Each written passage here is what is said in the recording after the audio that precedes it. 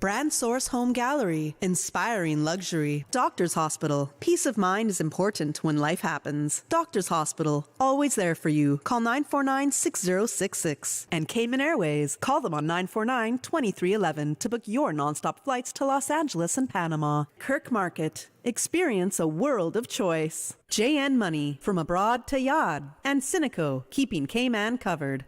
We ask our listeners and viewers to avoid any statements or comments which are abusive, derogatory, malicious, or defamatory.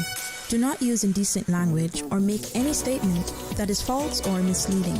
Call 1-800-534-8255, 949-6990, 949-8037, or WhatsApp us on 925-3261.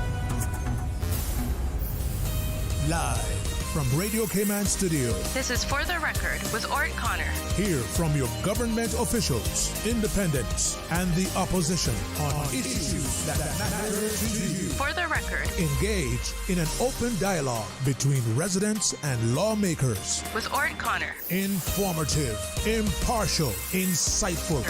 This is For the Record. And now, your host, ORRETT.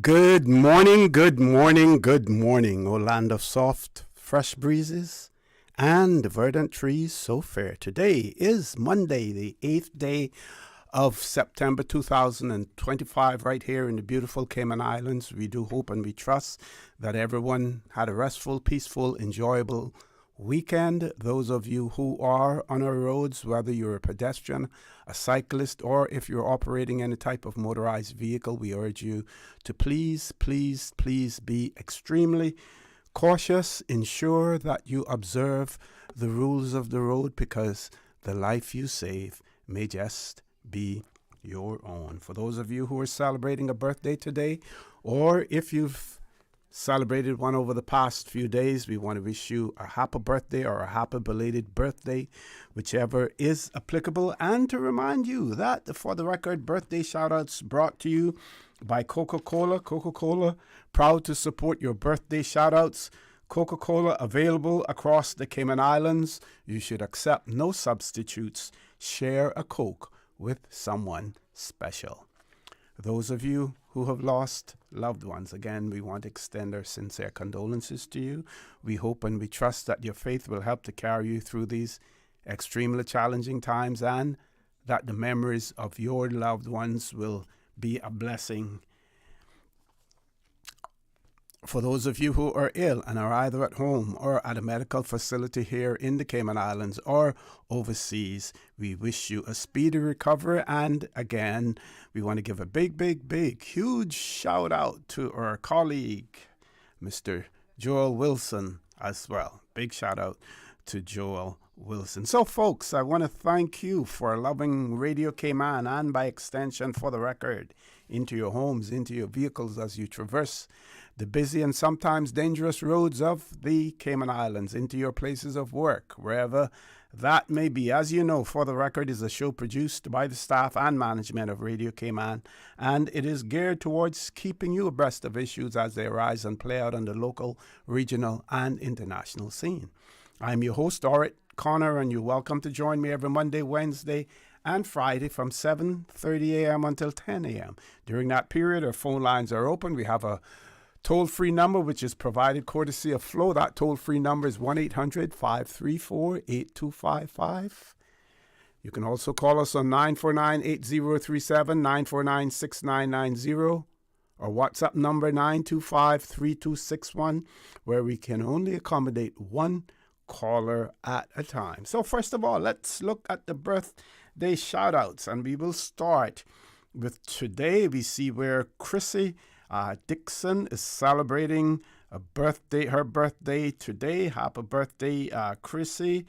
Also, Mr. Scott Ruby celebrating a birthday today as well. Tomorrow, Tidy or Tiddy Ebanks celebrating a birthday. Also, Mr. Joel Scott Jr. will be celebrating a birthday tomorrow as well. And of course, we have a few birthdays that took place yesterday. Miss Myrna Francis celebrated birthday yesterday. Also, Mr.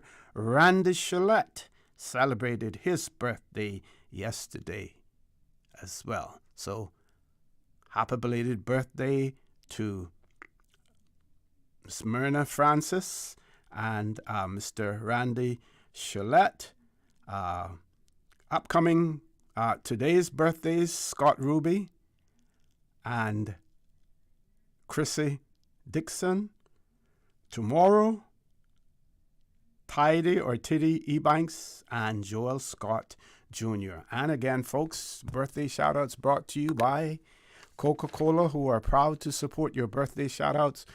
Coca-Cola available across the Cayman Islands. You should accept no substitutes. Share a Coke with someone special. Let's take a look at what's happening in the news. Let's look at some of our local news. Start off with Cayman News Service, some of their headline stories.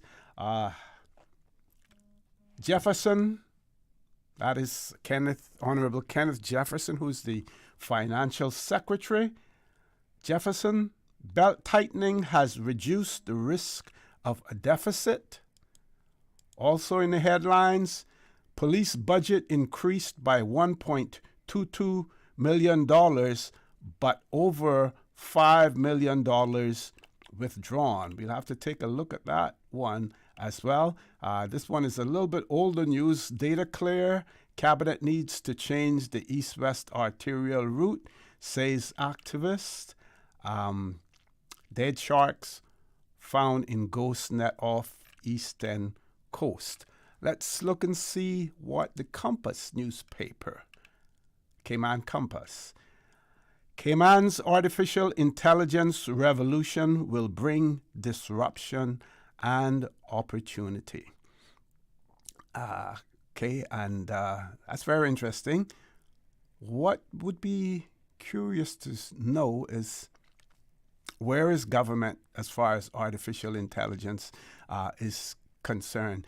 Is it important because government holds so much data on individuals, and of course we have data protection legislation as well. How much, my question would be, how much will artificial intelligence be used in our data systems? For instance, work, Customs and Border Control, work permits. How much will artificial intelligence be used in those areas? We hear about the challenges, knowing how many students are on scholarships, knowing what their area of concentration of study is in, so that they can be linked up to job opportunities in the Cayman Islands. Will the government take this opportunity to upgrade their systems in such a way that artificial intelligence can be used to its advantage as well? Here's another headline in the Cayman Compass. Public Accounts Committee told there could be a budget surplus after all. And those of you who listened to Radio Cayman on Monday, and in particular, For the Record, you would have heard the Minister with responsibility for finance. You would have heard him in the studio talking about the government's financial situation as well. So we heard initially that if things continue to track the way that they were, and the fact that we had already passed the point, the first 3 months of the year, when most of government's revenue flows into the public purse, that there was the possibility of a deficit, and government was doing everything to avoid such an occurrence. It now seems as if that the outlook is so much more positive, and the Public Accounts Committee has been told now, based on what the Compass reports, and I did listen to some portions of the Public Accounts Committee meeting, not all of it, but based on this Compass article, it says the committee told there could be a budget surplus after all. Also in the Cayman Compass, Cayman hosts historic first red pole cattle auction. It should be an interesting one to read, as well. And that would have been an auction when one would wonder when, if and when. Well, we know that the minister said in the past that, opportunities for farmers to be able to get the preferred breed of cattle, that those opportunities would arise as well. Will it be other than by way of an auction, would be my question.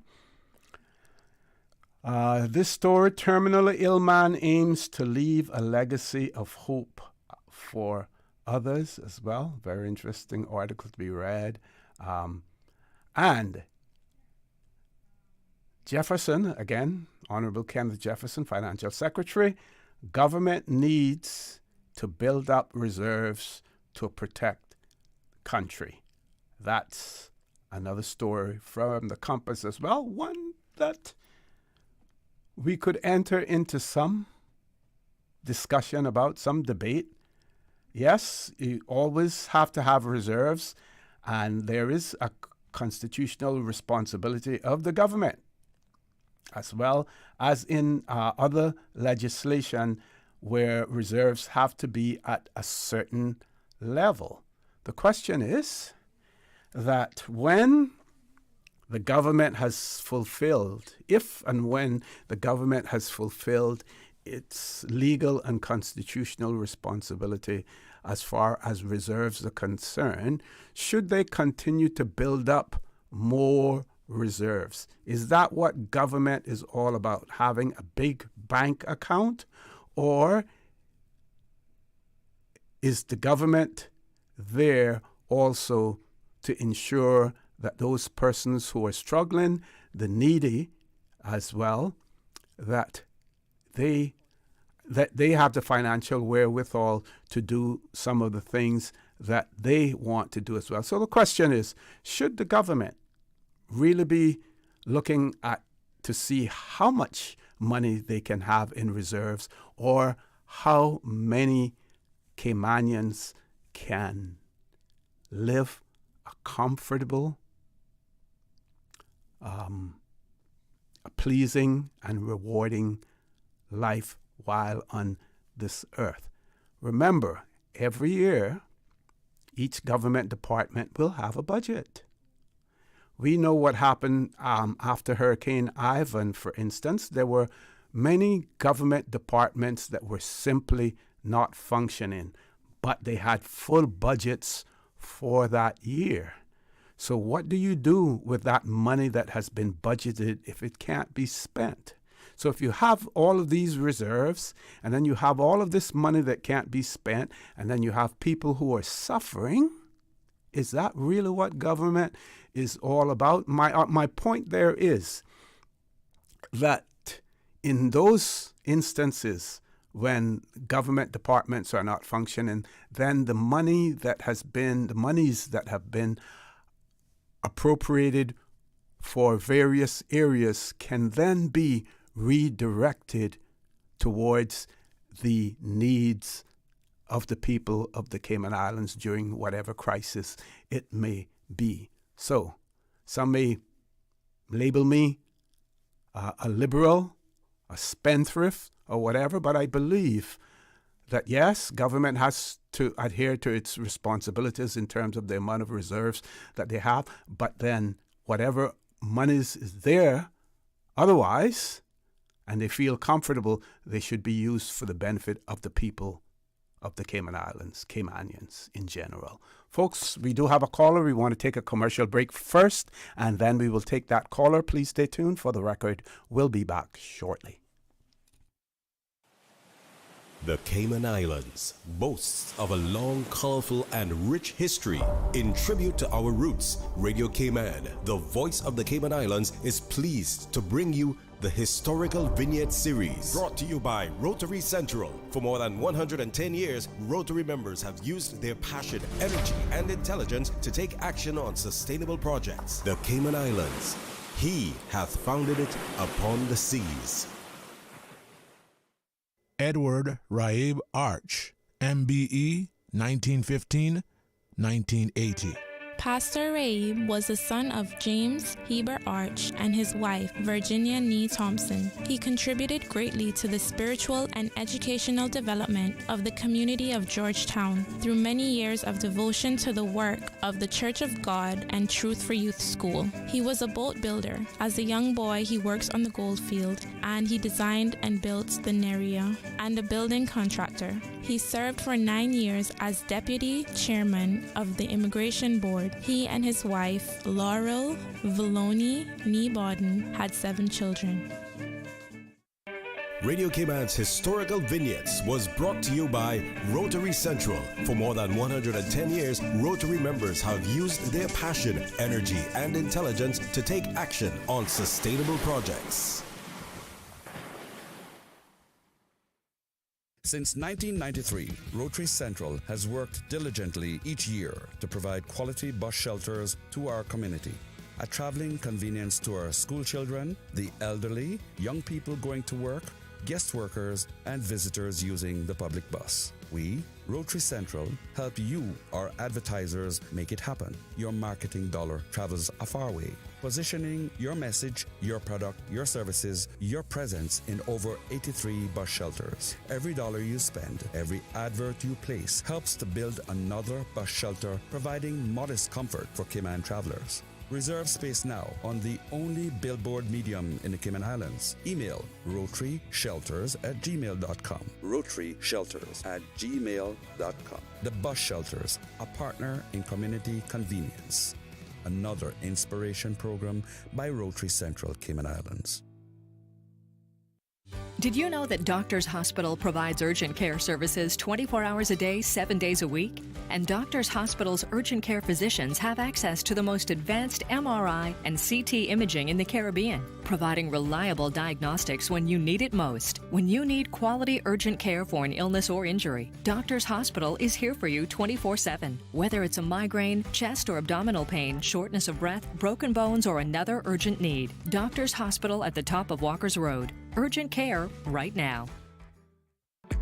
Shipping to the Cayman Islands is fast, reliable, and seamless thanks to Cayman Airways Cargo. Need it faster than ocean freight? Cayman Airways Cargo offers multiple cargo flights to Grand Cayman from Miami weekly, so your packages, whether big, small, or in between, will arrive in no time. You can even use a Cayman Airways Cargo US address for your online shopping. Cayman Airways Cargo is also the only carrier providing air freight services for Cayman Brac and Little Cayman. Contact us today and see why Cayman Airways Cargo was voted as Cayman's best cargo and logistics company in the Best of Cayman Awards. For details, visit caymanairways.com/cargo.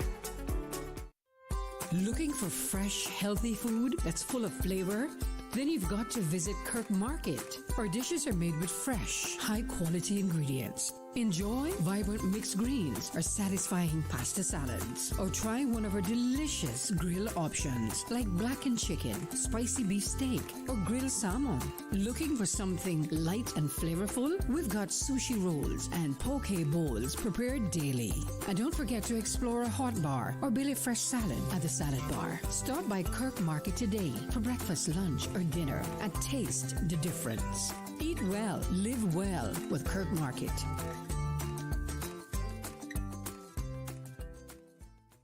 Can you imagine your home completely organized? At Brand Source Custom Closets, we can. We specialize in designing and building custom closets and storage units for any room in your home, including the garage. With tailored designs and custom LED lighting solutions to fit your lifestyle and budget. Our custom closets expert is committed to enhancing the value of your home with a solution that is uniquely yours. Visit our showroom or call 623-6774 to schedule a no-obligation appointment with our design expert. Brand Source Custom Closets, 209 Dorsey Drive, Industrial Park. This summer, happiness is better when you share it. Coca-Cola invites you to share a Coke with someone special. Grab an ice-cold Coke and find a name. Maybe theirs, maybe yours, maybe a surprise. Because nothing says you matter like sharing a smile and a Coke. So who will you share a Coke with today? Find your name, find your friends, and share a Coke. Available now. Stores island-wide.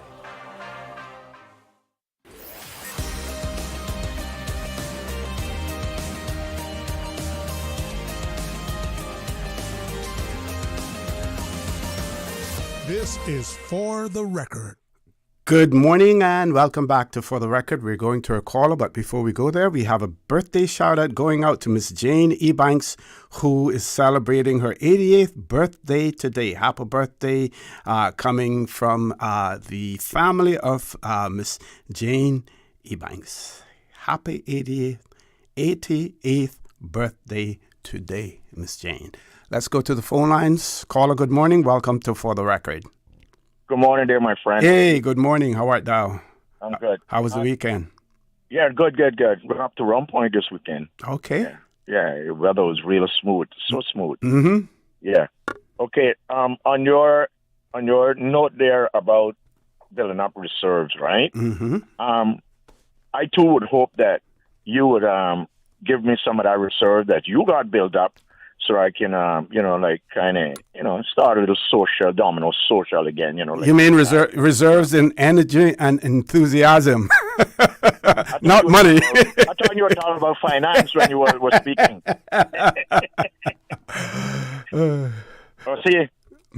I want to publicly send out condolences, and because of who they are, to the family of Andy Miles, who was in my class. Yes. And was a giant in sports. Trevor Williams, who we all played football with at Annex. We lost Trevor as well? Yeah, we lost Trevor Williams. And his brother was also my wingman in the Wahoo football team, so I was pretty close to them. And his mom, as you know, was working at LA for many years. She was sometimes was a sneak in and get a little food from her and stuff like that, you know.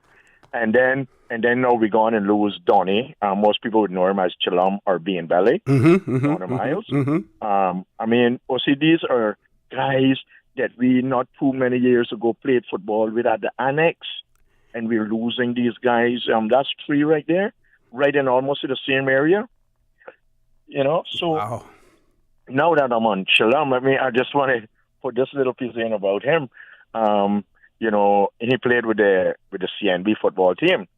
So, John Ray being a more technical person, he would be up on the blackboard, trying to put little sketches how the game should go. Chilum got up in the middle of the session and said, "John, rub that off.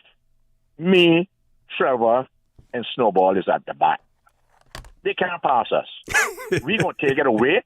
We're going to give it to Little Joe. God bless his soul. He passed too. Little Joe going to give it to John Ray. John Ray going to pass it, cross it, and you going to buck it in. That's it. We don't need all that writing on the blackboard." That was his attitude towards being technical. Yes. Yeah. Some people just had that natural ability. They knew exactly what they had to do. Yeah, just had that in him, and yeah. Yeah, and as you know, he was a giant. Yes, he was a giant. Yeah, and when I look at people like that have passed, it scares me. Yeah, it scares me a bit. It is concerning. So, what I want to touch on is I called in on your show some time ago about putting more value on things Caymanian. If you can remember, I read, and I read them one by one, 6 to 7 different comments on Facebook concerning somebody put up about loving Cayman or how you love Cayman or how you enjoy Cayman. 6 or 7 different comments that was put there by expatriates, right, that are come here to work or live. Or work, I think they're all on work permit, the way they were talking. Mm-hmm. And not one single person said anything negative about Cayman, OC. That says a lot about us. They were describing how they were Caymanians allowed them to come here without interfering with them, without throwing slurs at them, without doing anything. They're enjoying the sand, the sea, the sun, the love of the people, how free they are here in the Cayman Islands, which kind of indicating that it wasn't as free where they come from as they are here. Right. The money they make, that they can sustain themselves here, enjoy the place, and also be breadwinners, the only breadwinner for their family back home. Mm-hmm.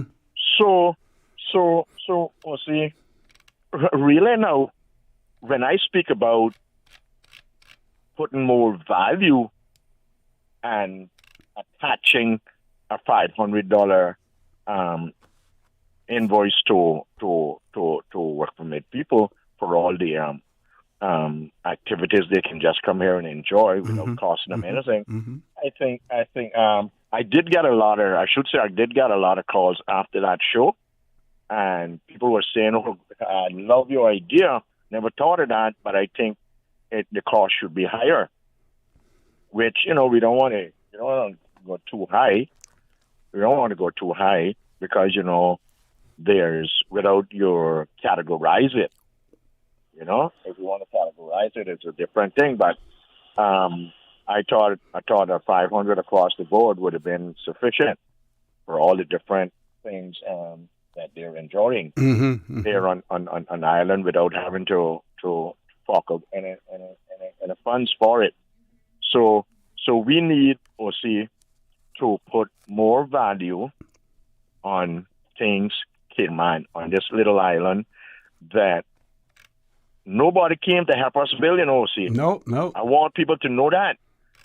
We were an independent nation back in 1862 until England came in and imposed the Cayman Act. It was that put Jamaica to make laws for us, because they said we were outlawed and we were a bunch of renegades. But we were here fighting for ourselves to a point where, people should not forget these things.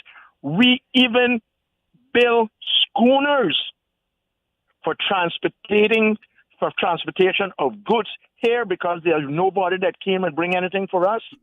We had to even build our own transportation to the point where the transportation was so well built that the Navy commissioned local builders to build schooners for mine sweeping you call it. Yep. So that was how good we were.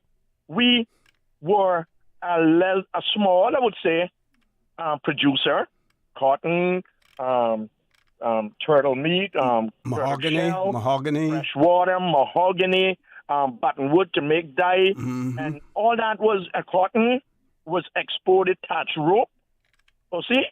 Small producer. And now we are a very large consumer, and most of us find it difficult to understand. How could we get to where we are today, where you get people jump off the plane and come and oppose us to the fact where people that run the country, they're going to look them in the face and tell them they're not fit enough to make decisions in some little environmental event, where to the point where you take us to court, and we're so soft or so stupid. Can we say stupid? That they want us also to pay for their to their legal teeth. Yeah, I would say use the word gullible rather than stupid. Gullible. No, gullible is a good word. Yep. Okay, let's say gullible. that one is not in my vocabulary, but I'll use your word. Okay, I look to you for assistance. Okay. And the dialogue. All right. Yeah. Lord Graham, thank you very much. We've reached that time where we have to go to our 8 o'clock news. We'll let you know about guests in the studio later on, and of course, at some point, we will have the phone lines open again. Before we go to the news, Miss Gloria McField Nixon celebrated her birthday yesterday, so we want to wish her a happy belated birthday to Miss Gloria McField Nixon. Folks, top of the hour, 8 o'clock news. Please stay tuned for the record. We'll be back immediately after the 8 o'clock news. Thank you, Mr. Connor. And studio time by Foster's is 8 o'clock. When you're on the go, the experienced team at Foster's Pharmacy are here to help. Drop off your prescription while you shop or WhatsApp us and we'll prepare it, ready for your arrival. Whether you need prescription or over-the-counter medications, blood glucose testing, or advice on vitamins and supplements, we're here early in the morning to late at night. Both of our locations at our Camana Bay and airport stores are open 7 a.m. to 9 p.m., Monday to Saturday. For more info, visit fosters.ky/pharmacy. Foster's Pharmacy. Better health because we care. For today's biggest news. Radio Cayman, the voice of the Cayman Islands.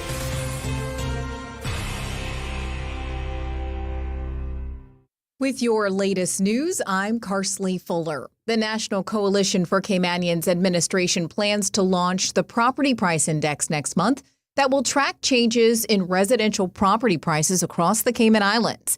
Here's CIGTV's Kafar Augustin. Developed by the Lands and Survey Department with technical assistance from the International Monetary Fund, the RPPI uses verified and robust data to ensure the highest accuracy possible. The director of the Lands and Survey Department, Uchi Obi, spoke with CIGTV about the initiative. The RPI is a vital tool in monitoring the economy because it's closely linked to any changes in the economy. Changes can signal shifts in the economic health, such as inflation, interest rates, and consumer confidence. And we've been doing this over the last 2 years. The good thing about it is that we've got the data. So when we do stamp duty assessment, we're able to collect that data. So the data is very rich and accurate. So it's easy developing the RPPI. Buyers and sellers will be able to use the RPPI to make informed decisions, while financial lending institutions can gauge market trends to make verdicts on lending and managing risk. Meanwhile, the government can utilize data to forecast revenue from stamp duty and policy. The RPPI will be officially launched at the 2025 RCIS Property Forum on Thursday, the 25th of September at the Grand Marriott Hotel. Tickets can be found on Eventbrite, with further details set to be available on gov.ky. Two sports organizations and the National Housing Development Trust have applications that will be considered when the new Central Planning Authority meets on Wednesday. Cayman Rugby Football Union is pitching 2 new pitches with a clubhouse, bar, and gym on Birch Tree Hill in West Bay. The Water Authority has flagged, quote, inadequate information about the wastewater situation, and there is a formal objector citing concerns about drainage and potential flooding in the area. Pickleball Cayman also has an application up for consideration for 12 additional roofed pickleball and paddle courts at its Smith Road location. Other items on the agenda include a contested application for 12 apartments at the 4-way stop in West Bay at the Heritage Square Plaza. The National Conservation Council has provided directed conditions there should the CPA approve the project related to turtle-friendly lighting. And the National Housing Development Trust has 2 applications before the CPA in relation to the Apple Blossom Gardens affordable housing development. The National Trust is the objector in this instance, as 2 of the homes could affect the semi-permanently flooded grasslands and seasonally flooded grasslands adjacent to Uncle Sammy's Pond, an asset of the trust. The trust is recommending the NHDT plan to relocate those homes rather than build them right next to the pond. Island Primary is also applying for a new school hall and gymnasium, tennis court, and a covered walkway. You can find the full agenda for Wednesday's meeting online at planning.ky. Now with a check of international news, here's the BBC, which takes us out of the newscast. I'm Carsley Fuller. BBC News. At least 14 people have been killed and dozens injured in Nepal's capital, Kathmandu, during a protest against the blocking of dozens of social media platforms. A curfew has been declared in parts of the city. Gunmen in Jerusalem have killed at least 6 people and injured a number of others in an attack on buses near a busy road junction. The gunmen were also killed.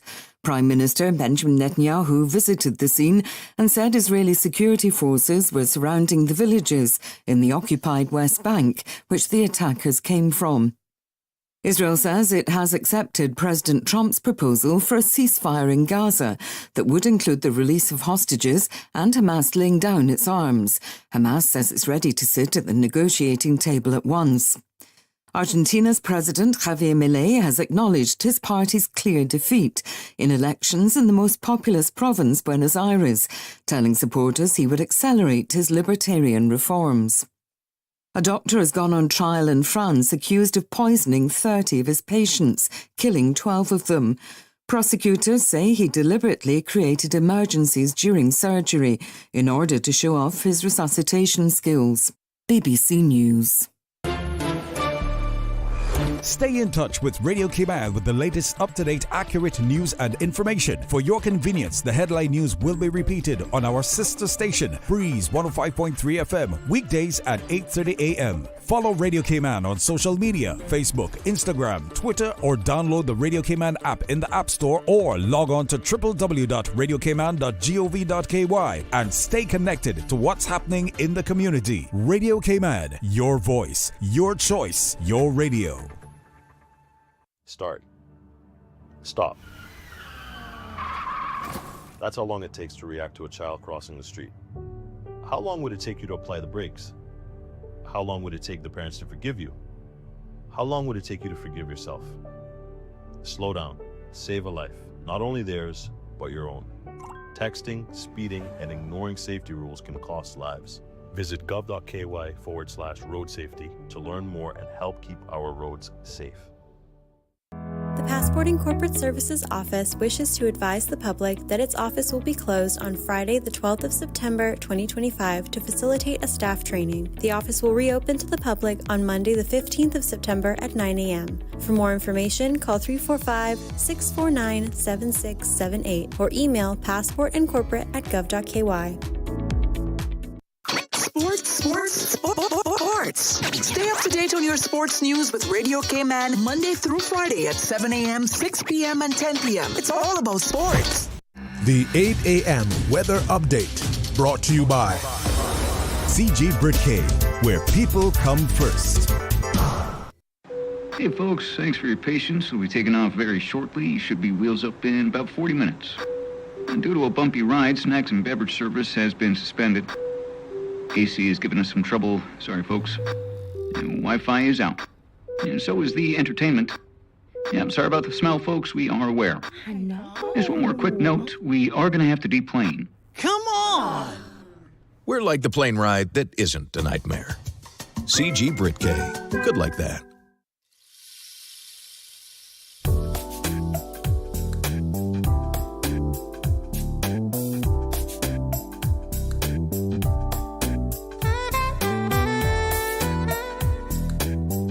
Pleasant good morning. Let's take a look at the latest weather report. Current temperature is 86 degrees. Relative humidity is 80%. The barometric pressure is 1014.6 millibars. The wind is south-southeast at 5 knots. Overnight low is 80 degrees. Synopsis indicate residual moisture from a tropical wave will allow for a few isolated showers and possible thunder as the day progresses. Light winds and seas are expected to persist through the next few days in association with a slack pressure gradient. Radar imagery show a few showers in and around the Cayman area moving towards the west-northwest. Now the forecast for today calling for mostly fair, becoming cloudy at times with a 30% chance of isolated showers and possible thunder. Temperatures today will be in the low 90s with a heat index near 106 degrees Fahrenheit. Winds will be south to southeast at 5 to 10 knots, and seas will be smooth with wave heights of less than 2 feet. Pretty much the same for tonight, mostly fair, becoming cloudy at times, with a 30% chance of isolated showers and possible thunder. Temperatures will fall near the low 80s. Winds will be east to southeast at 5 to 10 knots, and seas will be smooth with wave heights of less than 2 feet. Today's high tide will occur this morning at 9:42. Low tide this afternoon at 3:37 and a high tide again tonight at 9:36. The sun will set this evening at 6:32 and will rise tomorrow morning at 6:13. And the outlook is calling for similar winds and seas through the next few days as the pressure gradient remains slack. And that's the very latest on your weather report. The 8 a.m. weather update brought to you by CG Britcay, where people come first. For the past 10 years, Health City Cayman Islands has been providing a comprehensive range of in-house medical services, from routine care to highly complex surgeries. We've transformed healthcare in the region, saving thousands of lives in the process. Recognized for quality and excellence, Health City brings together expert doctors, the best technology, and the latest techniques to provide world-class healthcare to those who need it. Health City Cayman Islands, a decade of healing. Gamers Bay 9 is proudly presented by NetGeeks Media, Ministry of Social Development and Innovation, Ministry of Tourism, Ministry of Youth and Sports, Tech West, Enterprise Cayman, C3 Pure Fiber, UCCI, and Radio Cayman, supporting Cayman's gaming community, one pixel at a time. The traffic report is brought to you by Subway. Enjoy a delicious start to your day with breakfast from Subway.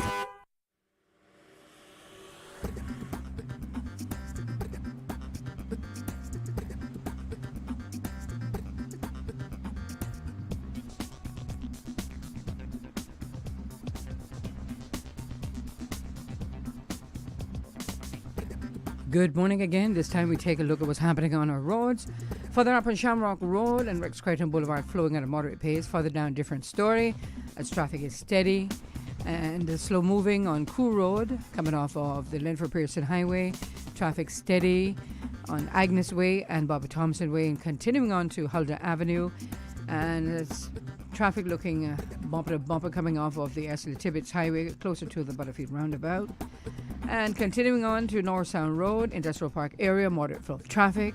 On the West Bay Road, traffic is steady heading towards the Georgetown area and heading towards the West Bay area. On the West Bay Road, traffic is moving on moderately. Godfrey Dixon Way and Eastern Avenue flowing at a moderate pace in both directions. And Owen Roberts Drive, light to moderate traffic flow, as well as coming from the West Bay four-way stop.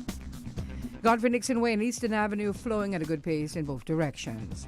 That's what's happening on your roads. Join us again at about 10 minutes past 12. We'll give you another look at traffic.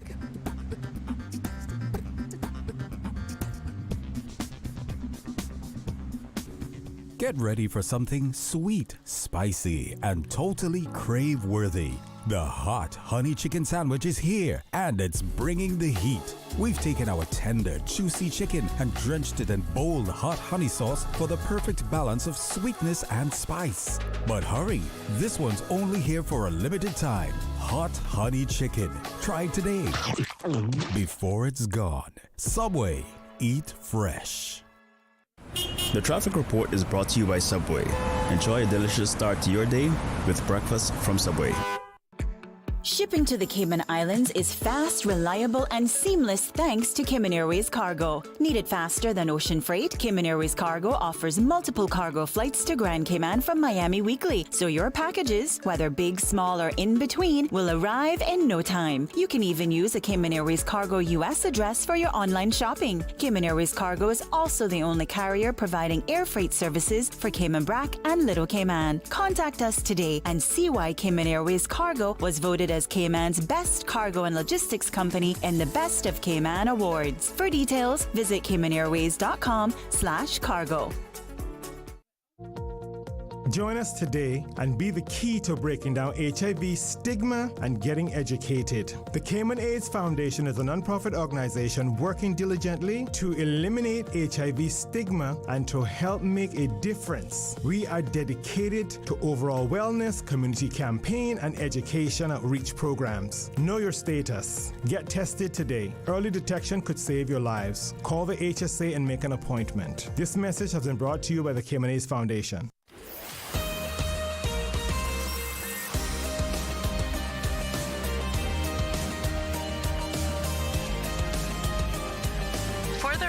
With ORRETT Connor. Good morning and welcome back to For the Record. We do have guests in the studio, and before I introduce my guests, I'll give you a little preview, and some of you, of course, will be able to figure out who's here based on this. So, sometimes you may hear on Radio Cayman's news, or you may see in the press alerts like this one. The Royal Cayman Islands Police Service Cybercrime Unit has become aware of a phishing SMS text message circulating in the Cayman Islands purporting to be from Cayman National Bank. The SMS claims that your bank account has been frozen due to unusual activity and advises to click the link in order to regain access. This text is fraudulent, and clicking the link can result in your personal information, including banking details, being obtained by scammers. If you receive an SMS, text message from CNB or any other bank, please check via phone call or other means if it is legitimate, and do not click on any links before doing so. Never provide any personal banking or password details in response to such messages. If you have clicked on any such links or provided personal information, contact your bank immediately. So that's an example of a press release that was issued on the 22nd of August, of this year by the Royal Cayman Islands Police Service. So, this morning, it is my pleasure to have folks in the studio who will be talking about misinformation. It's a misinformation campaign that is being embarked upon as well. And I'm going to have my guests introduce themselves to our listening and viewing audience this morning, starting on my left. Good morning. Good morning. I'm John Watson. I'm the head of cybercrime investigation for the Royal Cayman Islands Police Service. Good morning. My name is Pamela Greene. I work for the Cayman Islands government, and I'm the Chief Information Security Officer with responsibility for cybersecurity across the whole of government. Good morning. Nice to be with you again, Mr. Ossie. Director of Communications, Ms. Oneisha Richards. Okay, so let's start off by telling our listening and viewing audience what you're seeing in terms of cybercrime trends in the Cayman Islands. And of course, I shared, that notification that went out on the 22nd of August as an example of what you do to keep the people of the Cayman Islands alert to these issues. We probably start with John. Yeah, we have seen a huge increase probably over the last year of scammers targeting the Cayman Islands. The reason for that is, unfortunately, they've been quite successful in the past, and people have lost money, and so they are very financially orientated. They're really only interested in one thing, which is stealing your money, and it is stealing your money. And if they're successful, then they try to work with other scams of increasing significance and increasing sophistication to steal your money. The particular one you were talking about, the CMB, we've been working very closely with MOCA in Jamaica on those particular SMS scans, and I can't say too much about that because it's an ongoing investigation, but hopefully we're going to be seeing some success around that. But we're seeing scams right across the board, from local adverts, which are not, people selling houses, are offering rent for property which they don't own. We've seen the SMSs, we've seen WhatsApps being attacked in the past as well. One of our biggest problems at the moment, and it's an awful word and I hate using it, but it's called pig butchering, which is romance scams. We've seen a significant increase in that, and a lot of people are losing a lot of money. And these are not just vulnerable people, not all, elderly people like myself almost, who have fallen foul of these. These are educated, well-resourced people, but the the attackers are also very well resourced and very well educated, and the pig butchering is romance scams where they befriend somebody and eventually ask them to invest in fake cryptocurrency. So we are seeing a lot of attacks across the island.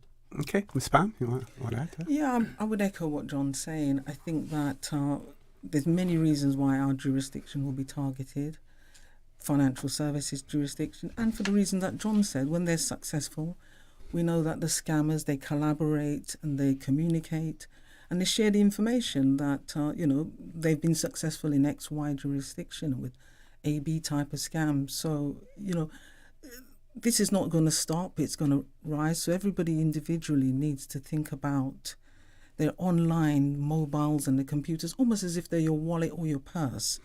You wouldn't give your wallet or your purse to anybody. And also, with hiding behind the screen, we really don't know who we're talking to or communicating with. Sometimes I get nostalgic and I think about stories from my parents and grandparents of people huddled around a transistor radio listening to BBC World Services, trusted information source, or some years later huddled around a black and white TV. In those days, you knew where you were consuming the information from. Today, look, we don't know which jurisdiction, we don't know intent, there's many things we don't know. So once again, I echo what John's saying. I think that individually, we need to make sure that we do the right things to keep ourselves and our families secure, not just from a personal perspective, but from a work perspective as well. Because it only takes one person to click to make a whole organization vulnerable. Yeah, and I think I'd love to add from the context of specifically things that we're seeing locally that seem to move very quickly, is that you're seeing people that in pictures offering you things that may seemingly sound like it could be possible. So when you see that trusted face, we're seeing that with political leaders, for example. And those kind of pieces are the ones that people share immediately and they kind of get very excited about. And it's most concerning for us on the government side because we're seeing more and more of those impersonations of, our leaders.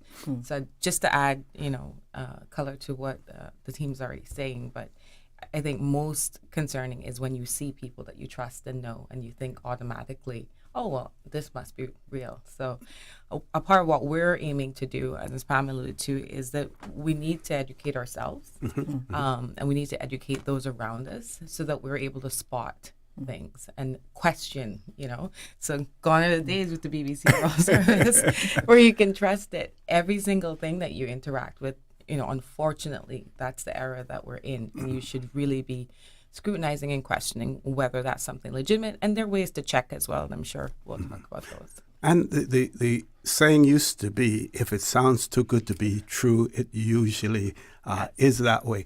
Now, we have seen in the past early scams, they were sort of like feasting on a person's greed, wanting to make a windfall very, very quickly. But we see that sort of changing now while they're still, sort of focusing, on your need for something. What else are we seeing in terms of the trends? And what is it that makes someone the target for these scams, some of the characteristics? So we do still see the almost get-rich-quick schemes. Mostly they are linked to Bitcoin and cryptocurrency events. We do have a number of, are seeing a number of fake wealth management sites which purport to be on Cayman Islands, and we get those taken down relatively quickly. But we have seen cryptocurrency from state actors, North Korean state actors, where they've stole cryptocurrency quite successfully here. But I think what we're seeing more and more these days is not targeting people for being rich, but targeting people for trying to save a buck, if you like. Given the cost of living crisis, it's not only here but across the world. They're targeting people who are trying to get a bargain, if you like, and people are trying to save money rather than make money, and that's quite for me, that's almost worse than the other one. They're targeting the vulnerable people who don't have much money, and saying, hey, give me $200 and you can come and view this property and it'll be yours, and they never see that $200 again. Now that is targeted amongst the most vulnerable people in society, and that's the type of thing that I find very, very, annoying, and it's just wrong. It's just wrong that they're targeting people at the moment with what the cost of living is, and trying to steal the money they didn't have in the first place. Mm-hmm. So we're seeing state actors that are actually involved in this as well. Yeah, the group called Lazarus, which steal cryptocurrency. Now, it has affected people on the island, but these are larger companies. They use social engineering, which is what Miss Oneisha was talking about earlier, showing a picture of somebody. And Cayman kind is a wonderful thing. Since I came to this island, I love Cayman kindness, but sometimes it can be too kind. And the phrase I use a lot is "trust nothing and verify everything," and that's a terrible place to be in. Yeah. That is an awful place to be in. But it is modern society. It is where we are as far as online cybercrime is concerned. You just can't trust anything. And if you see, a well-known politician on Facebook offering money, it is quite difficult to say that's probably a scam. Mm-hmm. But I'm saying that probably is a scam. Yeah. So from a governmental point of view, some years ago we recognised that if you go back 5-6 years, you would have seen multiple fake Facebook pages, multiple of these kind of pictures, get a passport, get a whatever scholarship. And we've worked really hard to put in place mechanisms and solutions to bring those down, as John said, relatively quickly. But some do still slip through. There's one that's trending at the moment that I've seen over this weekend called Motorama, which is a well-known technology company from the US, and it's a one-time offer, first time being offered for persons in the Cayman Islands. And of course, it doesn't take much to realise that can't be legitimate, and it gets you to click away, and before you know it, you're into something that you didn't mean to get into. On to John's point, I think as human beings, right, and most particularly in the Cayman Islands, it's innate and it's part of our DNA makeup to be trusting first. So we just have to shift postures just a little bit, not too much, to say, well, it's back to what I said. We don't know who's behind any of the emails we receive, any of the social media posts or Facebook. We just don't know who's behind it, so we can't trust it. So best to exercise that caution, don't click. And things are not going to get any better in terms of artificial intelligence, being able to make things more believable. Mm-hmm. Yeah, that was going to be my question. How far ahead are the criminals, and how difficult it is to keep pace behind, or even be a few yards behind them or a few meters behind them. I mean, I've been doing this a long time, and when I first started investigating cybercrime, if you like, we would be saying things like, look for the email with bad grammar, look for the email that doesn't use somebody's name, look for the email that just doesn't look right. These days, with the use of artificial intelligence, these phishing emails are very, very well crafted.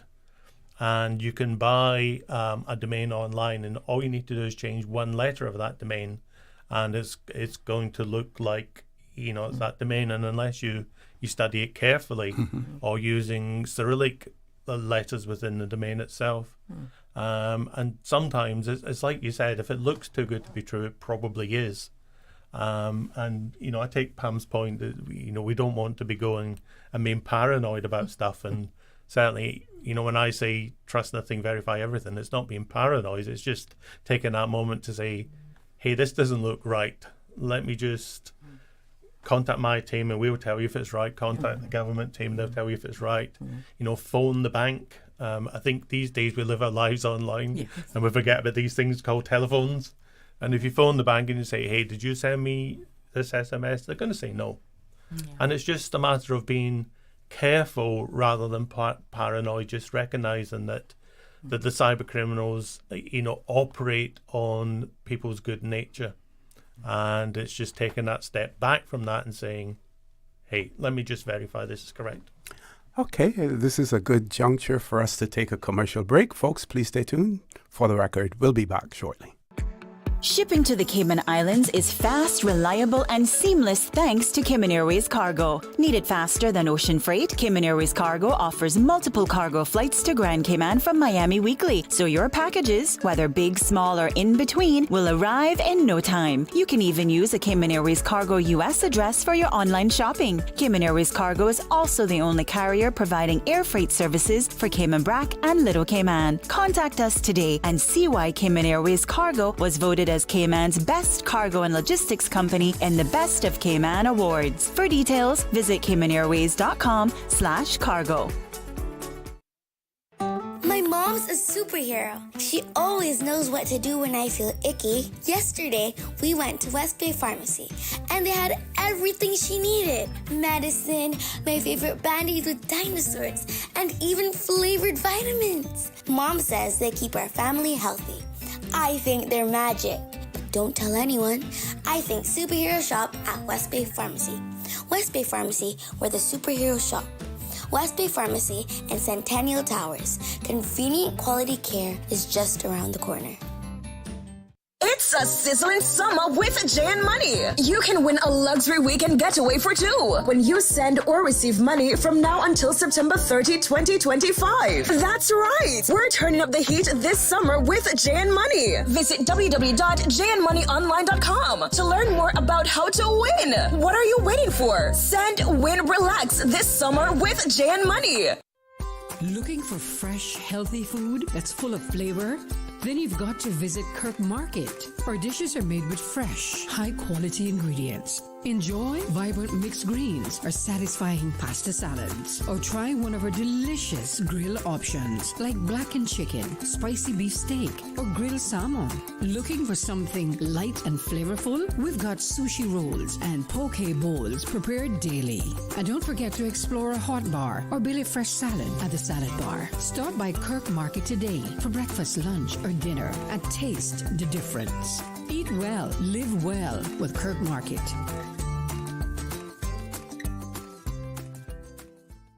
Your dream home starts with a vision, and often inspiration is at the heart of that vision.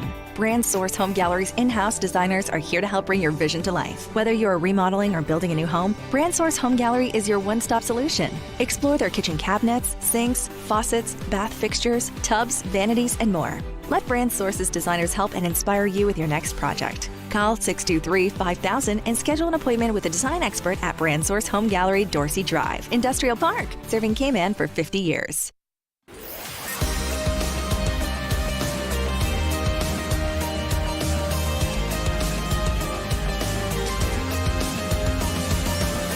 This is For the Record. Good morning and welcome back to For the Record. For those of you who are just joining us, we're talking about the proliferation of cybercrime here in the Cayman Islands. We will also be talking about the 2025 Misinformation Campaign that has been embarked upon by the Cayman Islands government. It is my pleasure to have in the studio with me Mr. John Watson, who is the head of cyber crime investigation at the Royal Cayman Islands Police Service. Correct. We also have Miss Oneisha Richards, who is the director of the Department of Communications. And no stranger to the studio these days as well, Miss Pamela Greene, who is the Chief Information Security Officer as well.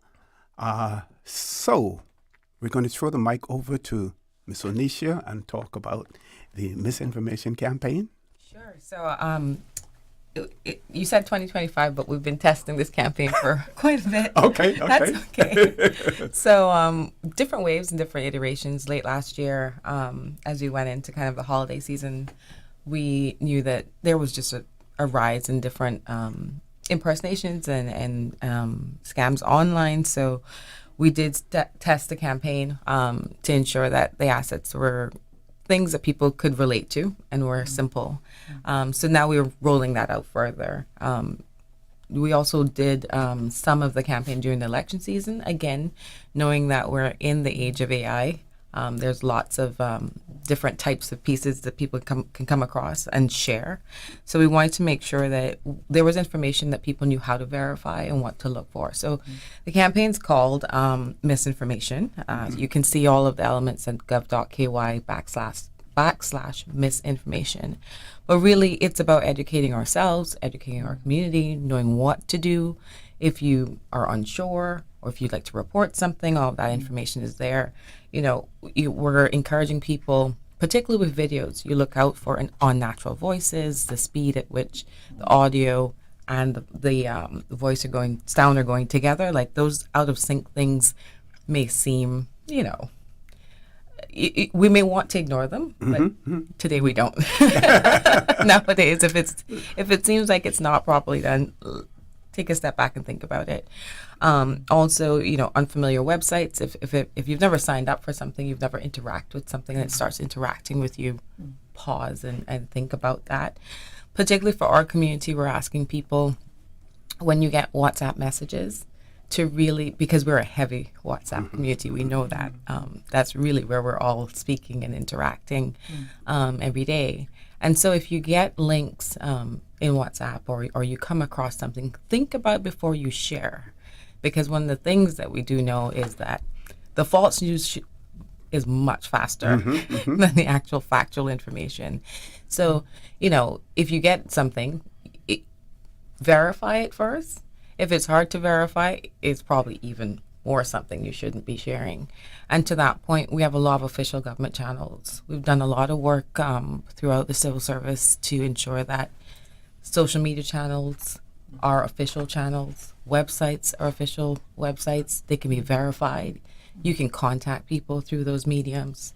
So you should always know that there's somewhere you can look back to, trust information from official sites. We work closely with Ms. Pamela and her team to make sure all of our pages are secure pages, things that people can trust when they interact with them.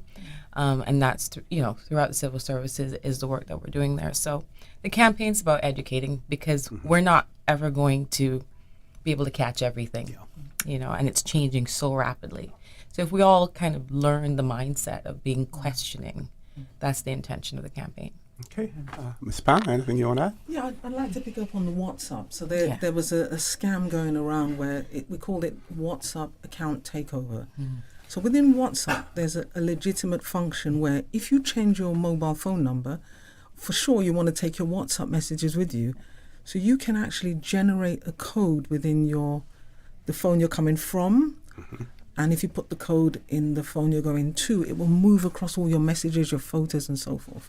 So that's a legitimate function, but we've seen abuse of that function where persons are contacted on WhatsApp and told, for whatever the scam reason is, to generate that code, because it can only be generated on your handset.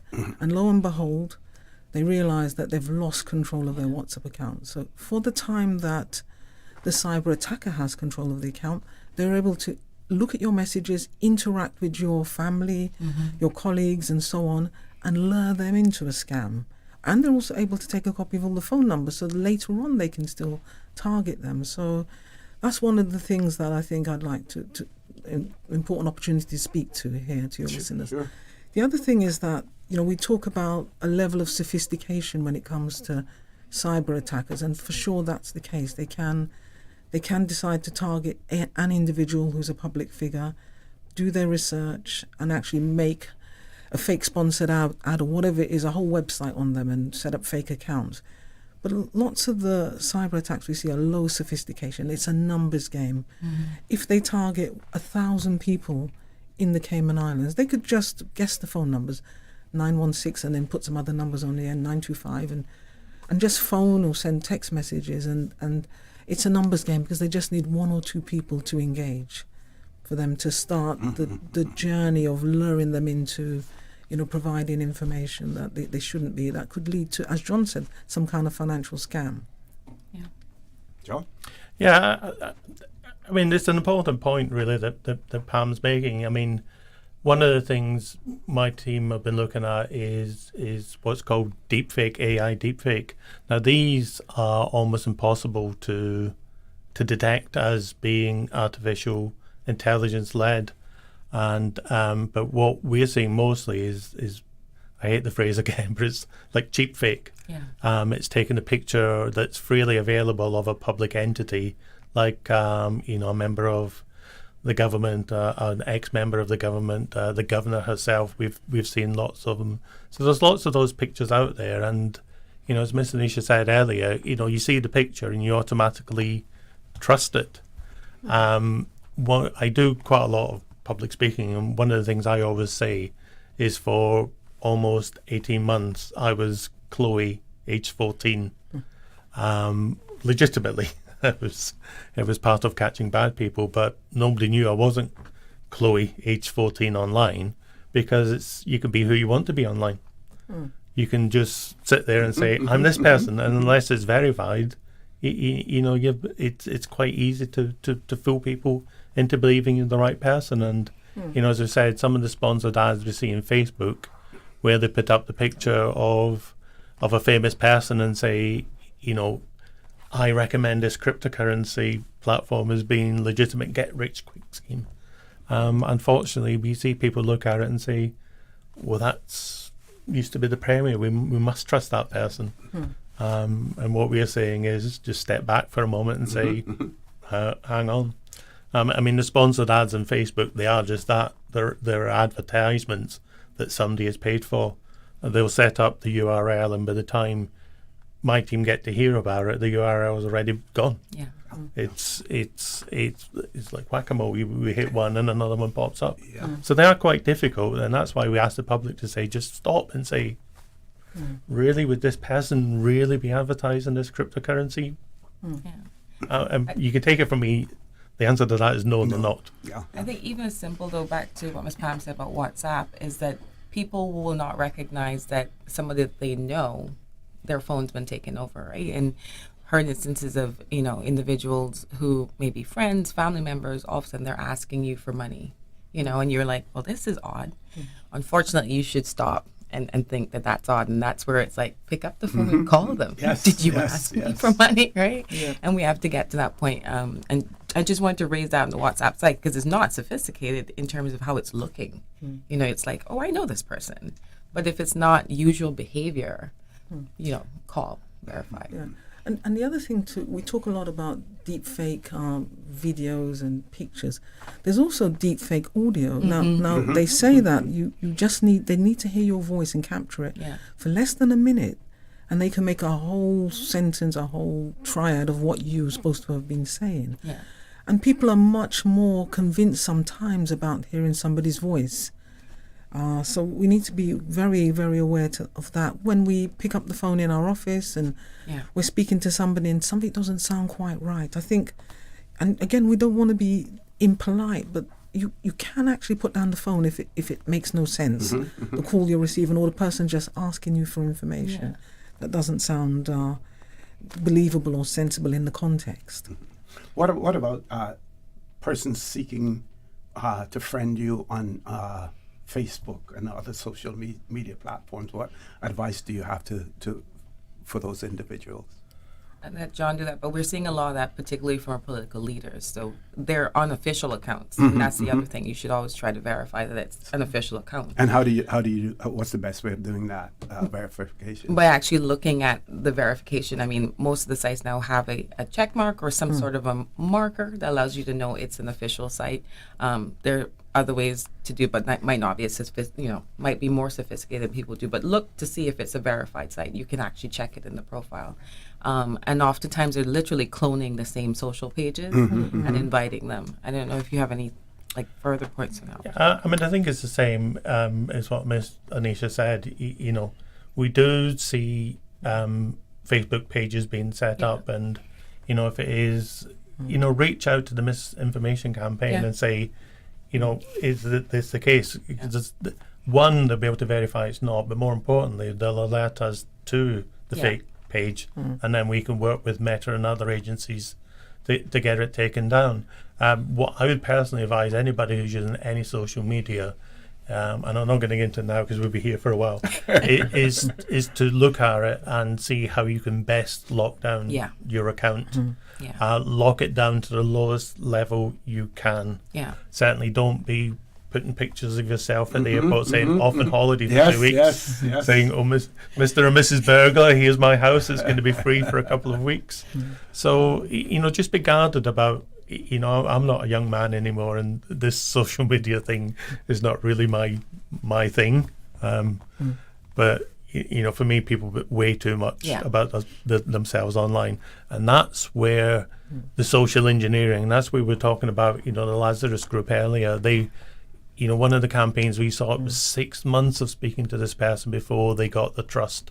And they got a lot of information from the social media profile that allowed them to say, well, look, we know all this about you. So I would be very guarded about what you put out on social media, but I'm not 17 anymore. There's no doubt the viewers will be able to see. Yeah. Certainly. Okay, folks, we're going to take another commercial break. Just to remind you that in the studio with me, we have Mr. John Watson, who's the head of cybercrime investigation at the Royal Cayman Islands Police Service, Ms. Oneisha Richards, who's the director of the Department of Communications for the Cayman Islands government, and Ms. Pamela Greene, who's the chief information security officer with the Cayman Islands government as well. If you have any questions or comments in regards to what is being discussed, talking about cybercrime, please send us your questions or comments to our WhatsApp number, 925-3261. Please stay tuned for the record. We'll be back shortly. Accidents and illnesses can strike without warning.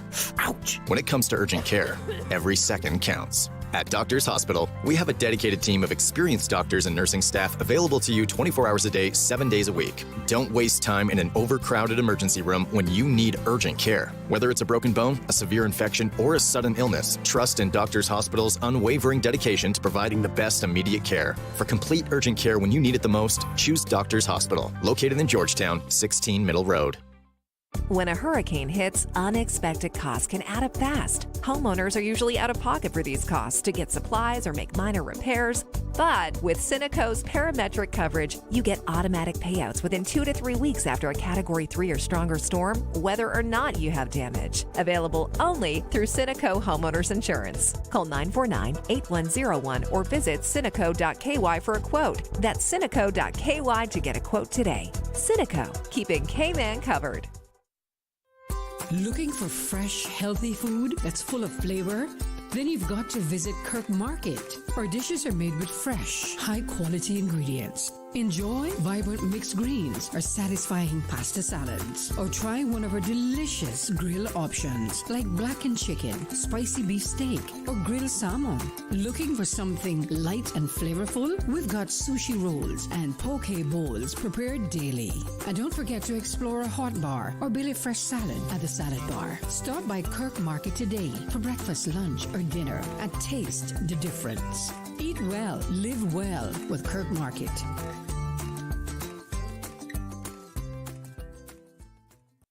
Did you know that HPV, or human papillomavirus, is known to cause certain types of cancer? HPV is spread through skin-to-skin contact and easy to contract. The HPV vaccine is our best protection against HPV-related cancers. It is safe for children and youth ages 9 and up, and for those under the age of 25, all it takes is a single dose. It's time to arm against cancer, Cayman. Get the HPV vaccine today. For more information on where to get vaccinated, contact the Public Health Department on 244-2648 or 244-2889. 89.9 Radio Cayman helps you to weather the storm during this hurricane season. One of the most crucial elements of hurricane preparedness is storm awareness. During the season, it is of utmost importance to pay attention to the latest local weather forecasts, as hurricanes do not suddenly form or strike. There are various methods of advanced notification. Utilizing such may be the difference between a favorable outcome and disaster. Both television and radio serve as excellent mediums with up-to-the-minute storm path information in the wake of a hurricane. Another method of tracking a hurricane may be only arm's length away. Your smartphone or tablet can be your most valuable tool before, during and after a storm, providing countless numbers of apps with crucial hurricane information. Many apps allow you to track storms with moving radar and satellite imagery, plus offer alerts, current conditions, forecasts, advisories, and even video. This hurricane preparedness tip was brought to you by your community radio station, Radio Cayman 89.9 FM.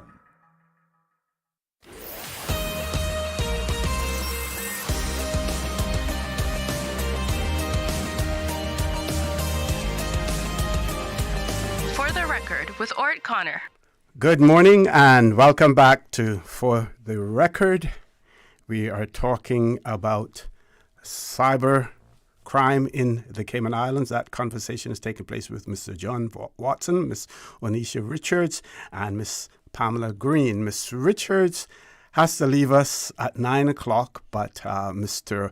Watson and Miss Greene, they have agreed to stay on for extra period of time because this is such an important topic and so much to cover. So we're going to hand the mic over to Miss Richards in the meantime, since she will be leaving us early. Gotta leave the party early. My apologies. Again, our role in supporting government and RCIPS, particularly on this topic, is to ensure that the community knows what to look for, that they're educated. So the campaign is our misinformation campaign. You can find it at gov.ky/misinformation. And we're really asking people to pause, think about what you're sharing, scrutinize it. Follow official government websites so you can verify things and report. Even if you see, oftentimes we'll see something and we recognize that it's a scam or it's something that's fake and we just pass it over. It's important to actually report those as well because it helps us see trends and things that may be coming up. John and the team can actually have them reported so that they're taken down and maybe somebody who's not as savvy as you won't be, the victim of that. And a reminder to our community, we like to talk amongst ourselves about a lot of things, but false news is really dangerous. It can really, impact someone in a lot of different levels. So let's remember that false news, it travels very fast. So let's verify things before we share. And it is an odd time because we're getting much more, I don't want to say negative, but we're definitely being much more reserved at how we look at information.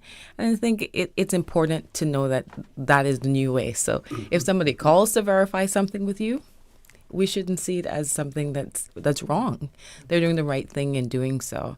If somebody reaches out to say, I saw something on your page, like, was that you?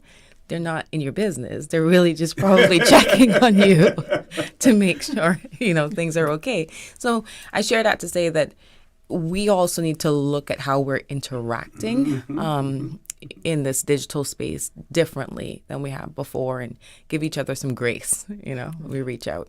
And we see efforts, and sometimes it is actually necessary, efforts being made for older folks. And John, you keep talking about your age and stuff like that. Well, you still have gray hair. I have partially gray hair in most areas of my head, no hair at all. So don't feel bad, about that. But we do see efforts being made, sometimes because certain institutions are requiring people, to interact, online. But in other instances, to let older people be involved in, in the age of technology and everything else. But that can have its positives as well as its negatives. Anyone wants to speak to that?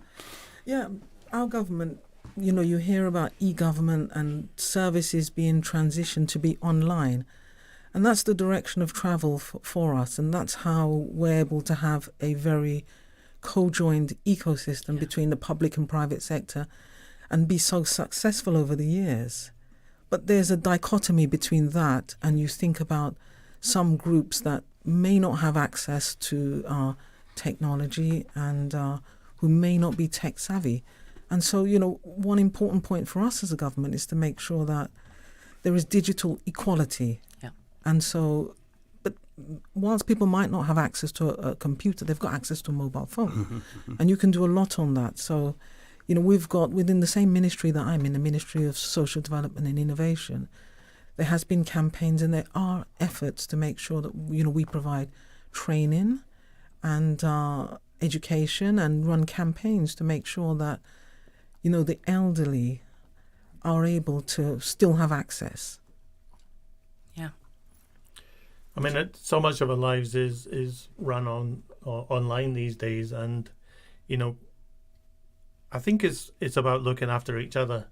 I mean, the commissioner charges me specifically on my own to keep Cayman safe from the threats of cybercrime. Now, as good as I am, that's a task possibly beyond my sole representative. So I plead with the community to help me to help yourselves, if you like. If you have an elderly relative, keep them safe online. Do stuff for them if you can. But it's not just the elderly.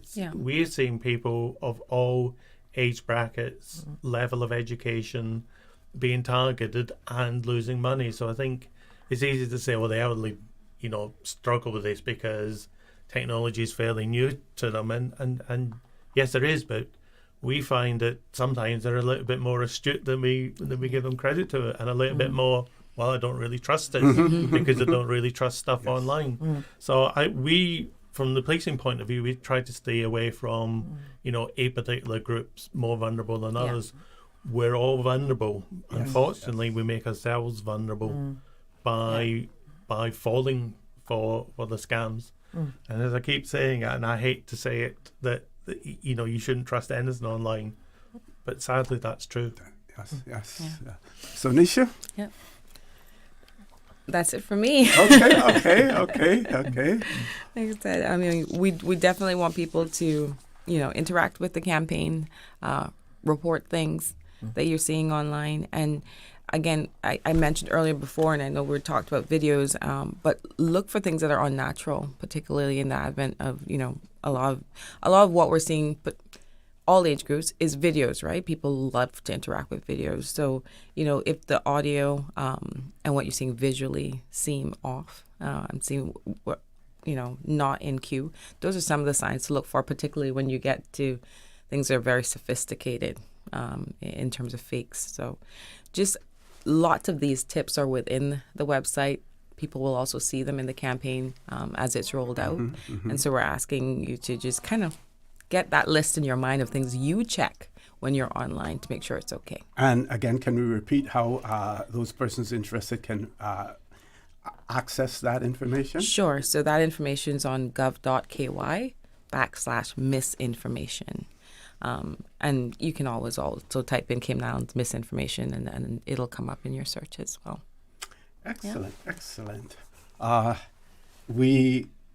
When we return, we want to talk about an event that is taking place. You want to preface the talk on that, John? Yeah, so B-Sides Cayman take place at the Kimpton Hotel from the 17th to the 19th of September. B-Sides is a worldwide cybersecurity event that we're lucky we hold our own one here. It is the largest cybersecurity event in the Caribbean. And even amongst other B-Sides, the reputation B-Sides Cayman has is huge because we attract some of the biggest names in cybersecurity in the world to come down here and speak to us. I'm part of the board for B-Sides Cayman. We're a not-for-profit organisation, and the people who come down to speak do at their own expense or at the company's expense. So next week we've got John Hammond, who's got nearly 2 million followers on YouTube.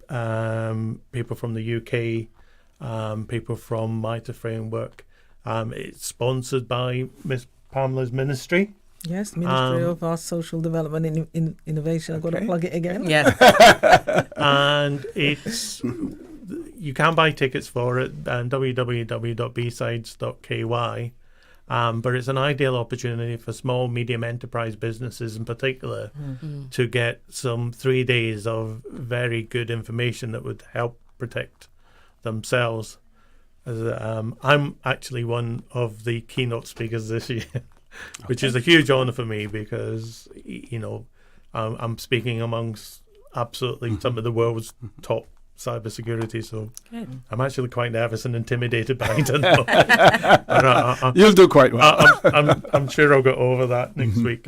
But it is an important event, and we would try to publicise it to get as many people there as we can. And this is not about selling tickets for the event. Yes, it's a not-for-profit organisation, so we need to break even, and that's all we ever do. But it's an opportunity to learn from the experts and do what you can to protect yourselves. Okay, so we're going to go to our headline news at 9 o'clock. So when we return, we'll talk some more, about that cyber security event. I want to talk a little bit about the fact that we are one of the major financial jurisdictions throughout the world. What implications does that have, in terms of cyber security, as well. I want to talk some more about that. So, folks, when we return, Ms. Richards has to go, but Mr. Watson and Ms. Greene, they have agreed to stay with us for an additional 15 minutes, so don't change that dial. Please stay tuned for the record. We'll be back shortly. From Radio Cayman's newsroom, this is Headlines. Local, regional, international news. The Headline News is brought to you by Kirk Market and Health Services Authority. The National Coalition for Caymanians Administration plans to launch the Property Price Index next month that will track changes in residential property prices across the Cayman Islands. The RPPI will use, quote, verified and robust data to ensure the highest accuracy possible. It will be officially launched at the 2025 RCIS Property Forum on September 25th at the Marriott. In international news, 6 people have been killed and 6 others seriously wounded in an attack by Palestinian gunmen in Jerusalem. Israeli police said 2 terrorists arrived in a vehicle and opened fire towards a bus stop on the city's northern outskirts. A soldier and a civilian returned fire and, quote, neutralized the attackers. Israel's Magen David Adom ambulance service said the dead included 3 men in their 30s, a woman in her 50s, and a man in his 50s. 8 people are being treated for gunshot wounds at local hospitals. There's been no immediate claim from any armed groups, although Hamas praised the attack. And a father who has been on the run with his 3 children in New Zealand's wilderness for nearly 4 years has been shot dead by police. Tom Phillips, who disappeared with his children in late 2021, had evaded capture despite a nationwide search and multiple sightings over the years. The case has gripped the country and remains one of New Zealand's most enduring mysteries. Phillips was killed in a shootout early this morning in which a police officer was also seriously injured. Those are your headlines. I'm Carsley Fuller. More news available at www.radiocayman.gov.ky. Check out our social media pages: Facebook, YouTube, X, formerly Twitter, Radio Cayman Headline News.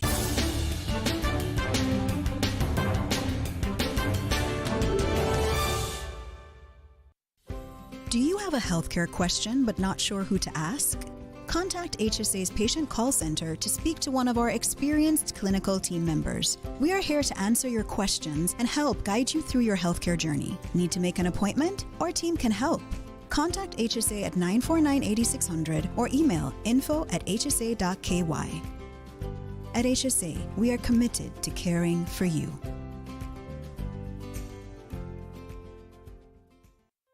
Looking for fresh, healthy food that's full of flavor? Then you've got to visit Kirk Market. Our dishes are made with fresh, high-quality ingredients. Enjoy vibrant mixed greens or satisfying pasta salads. Or try one of our delicious grill options like blackened chicken, spicy beef steak, or grilled salmon. Looking for something light and flavorful? We've got sushi rolls and poke bowls prepared daily. And don't forget to explore a hot bar or Billy Fresh salad at the salad bar. Stop by Kirk Market today for breakfast, lunch, or dinner and taste the difference. Eat well, live well with Kirk Market.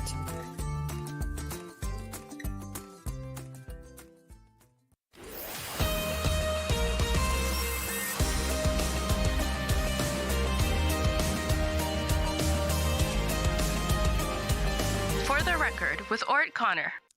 Good morning and welcome back to For the Record. For those of you who are just joining us, We are talking about cybercrime. Mr. John Watson and Ms. Pamela Greene have agreed to stay on for an extended period because there is so much information that they want to impart to our listeners and to our viewers as well. We are encouraging persons to send in their questions either by WhatsApp. That number is 925-3261. Because we won't be taking any calls because of the importance, and there's so much information that we're trying to get out there to our listening and our viewing audience as well. Over to you, Ms. Pam. I'd like to talk about what's going on globally, regionally. We spoke a little bit about locally. So globally, we know that in some respects, we're in the realms of cyber warfare. Sounds a bit dramatic, but it's the reality. We saw evidence of that in the recent Ukraine war. We've seen signals being jammed. We saw recently, actually, EU President of the EU, Ursula von der Leyen, she said the signals to a plane were jammed when she was trying to land in a neighbouring country. So this is all very real and very serious. We've seen in the UK a well-known retailer, Marks and Spencer, was hacked in such a devastating way that they couldn't do any online or in-store transactions for weeks. I mean, imagine that as a retailer. We've also seen a car firm, Land Rover Jaguar, they were hacked. So we're seeing the biggest companies being hacked. I think it's a testament to us here, actually, that over the years, we build our resilience and our layers of cybersecurity that we don't have any, touch wood, and may, God willing, it remain the same. We have no reports of anything like that. So, we have to keep an eye, and we do as government. We look globally, we look regionally and locally to see what intelligence we can garner and how we can put that intelligence to good effect so that we are proactive, we're able to collaborate beyond the borders of government and the wider public sector to share what we're seeing so that everybody can be secure. The mantra that we have is none of us are secure until all of us are secure. And we really truly live and mean that. So when it comes to locally, there may be some people might feel ashamed to report something, or there's no need to report. There's very much a need to report because without the reporting, we really do not have a true picture of what's going on locally. So I'd like to say to the listening audience and spread that message out, that reporting is key, and there are many ways to report. You can report anonymously. You can report via a friend, you can report to RCIPS or anybody that you know who can get the message back to our central hub so that we can analyse, what happened, what is the messaging we need to put out there, and how do we make sure that others who may not have the same levels of safeguard as government can also be secure. Okay, John? Yeah. We tend to operate on what we call the 4P model, and two of those I'll talk about. One is pursue, which is where we pursue cyber criminals.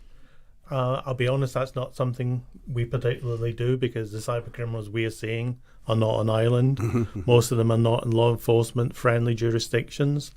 But we do work closely with the National Crime Agency. Okay. I want to bring that mic a Sorry, little closer. the National Crime Agency in the UK, and the National Cybersecurity Centre, the FBI, and other agencies, Europol, across. So we feed into them the intelligence. But as Ms. Pam was saying, the key to all of this is intelligence, and unless we know what's happening locally, we can't respond to it. Now, we are, as we know, one of the biggest financial centres in the entire world, and I understand reputational damage is a huge reason why people don't report things, but we see a huge amount of underreporting. I know because I work with all the MSPs on Ireland quite closely, and they don't tell me who's been attacked, but they tell me that some of the clients have been attacked. So I know there's more going on than we understand. And, some of the bigger firms probably financially can withstand some of these smaller attacks. Whereas Miss Pam said, Marks and Spencer's, Co-op, Jaguar, all taken offline, significantly affecting their businesses. Before I came here, I worked for the National Cybersecurity Centre, so I was involved in the investigation of just about every serious cyber attack in the UK. I can see how devastating cyber attacks can be to companies. And we look at it as there's two vulnerabilities. There are only two vulnerabilities. There's a vulnerability in your system, or there's a vulnerability in your people. Okay. And, if you've got a vulnerability in your system, the hackers can get in. If you've got a vulnerability in your people, and the attacks we've been talking about with Marks and Spencers and Co-op was vulnerabilities in people, social engineering. A few years ago, I would have been saying, look for somebody with a foreign accent. This particular group used English-speaking people. Wow. These cyber criminals work closely together. We have to work closely together on island to protect each other. And so for me, reporting incidents is vital to understand what is happening. In a moment, Pam's going to talk about some of the groups we've got up to share intelligence. So, but if we don't get anything in, we can't see we can talk all day about what we're seeing globally, but for me, it's more important to understand what we're seeing locally so we can put local measures into being. Do you want to talk about? Yeah. Sure. Six Sense. So back in December, off the back of the B-sides last year, back in December, we established a new forum, and it's called the Cayman Islands National Cybersecurity Association. So purely volunteers. But, I'm pleased to say that the volunteers are leading private sector organisations here. So I won't name them, but we've really got sort of retailers, law firms, banks, Big Four representation, and, we meet on a monthly basis. And, it's very much an expert group. And we outside of a meeting, we share insight and things that we're actually seeing, because if you think about it, government has the largest digital footprint on Ireland. So we see a lot. We're able to successfully deflect and defend against it. But we still see attempts. And even those attempts we seek to share, because whilst we have sophisticated systems and personnel who can see it for what it is and deflect and defend, others may not be so well resourced, So, this forum is a really important forum. We hope it will grow and evolve.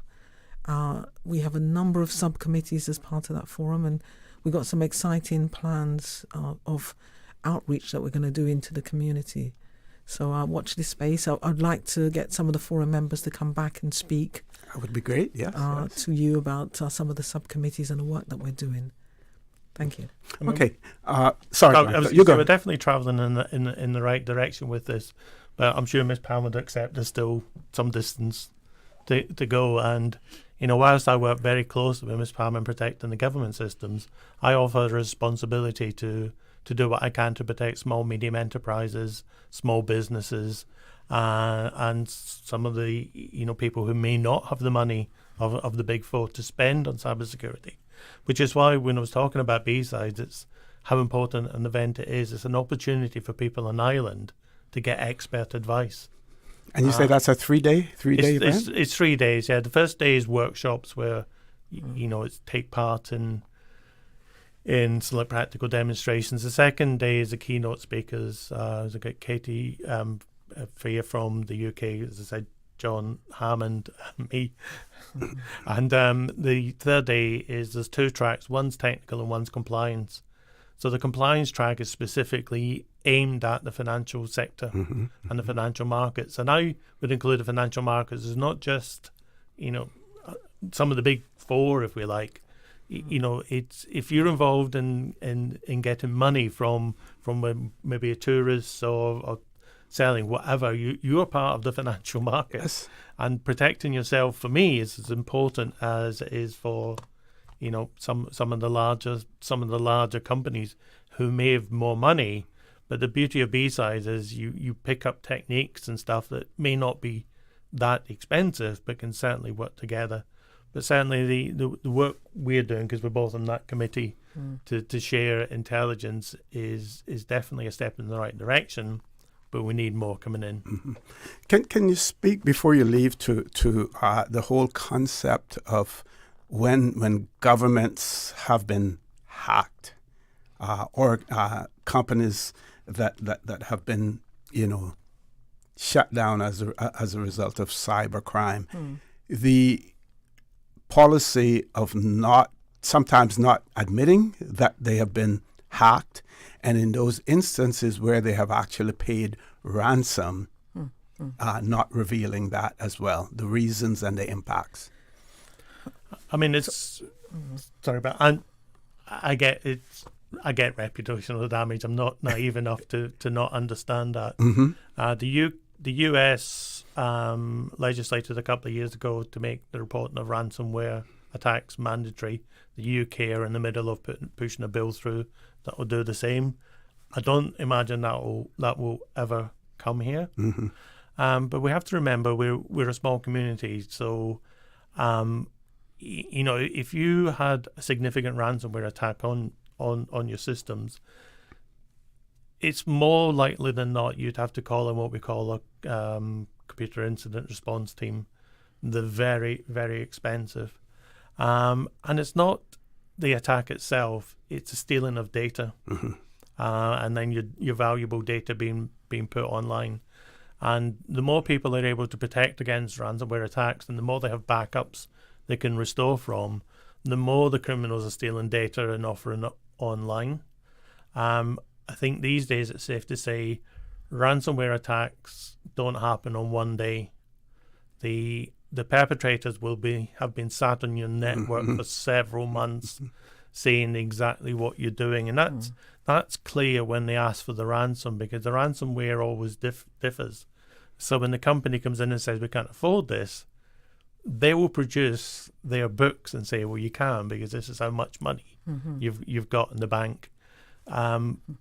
Ransomware groups are very sophisticated. They're very well financed these days, and as we've seen with the recent attacks on the major retailers, they are working together. You've got a group that does the social engineering. You've got then another group that deploys the ransomware.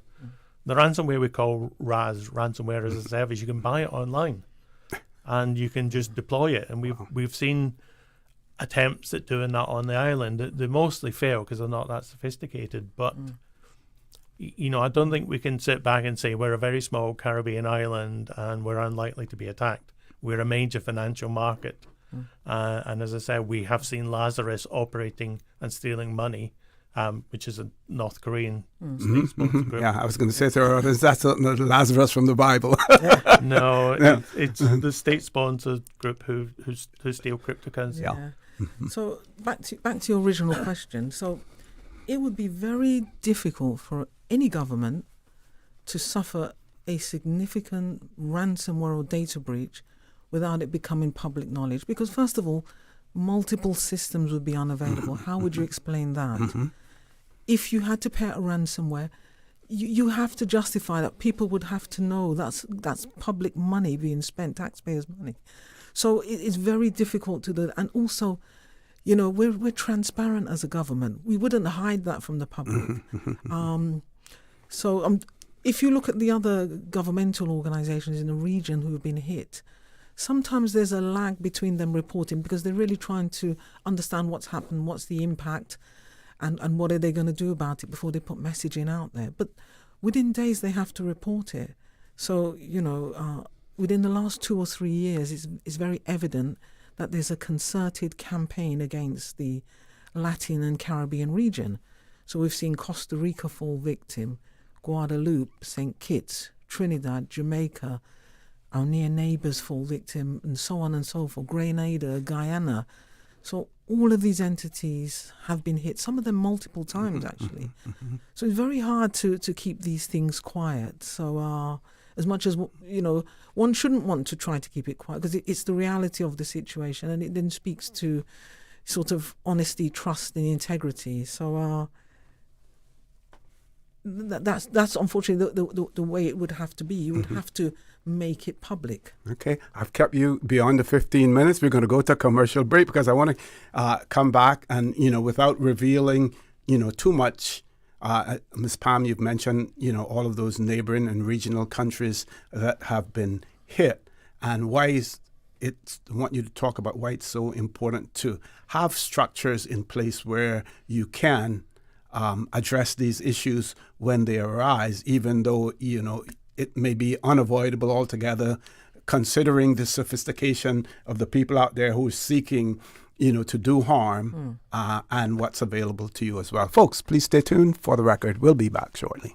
It's a sizzling summer with Jan Money. You can win a luxury weekend getaway for two when you send or receive money from now until September 30, 2025. That's right. We're turning up the heat this summer with Jan Money. Visit www.janmoneyonline.com to learn more about how to win. What are you waiting for? Send, win, relax this summer with Jan Money.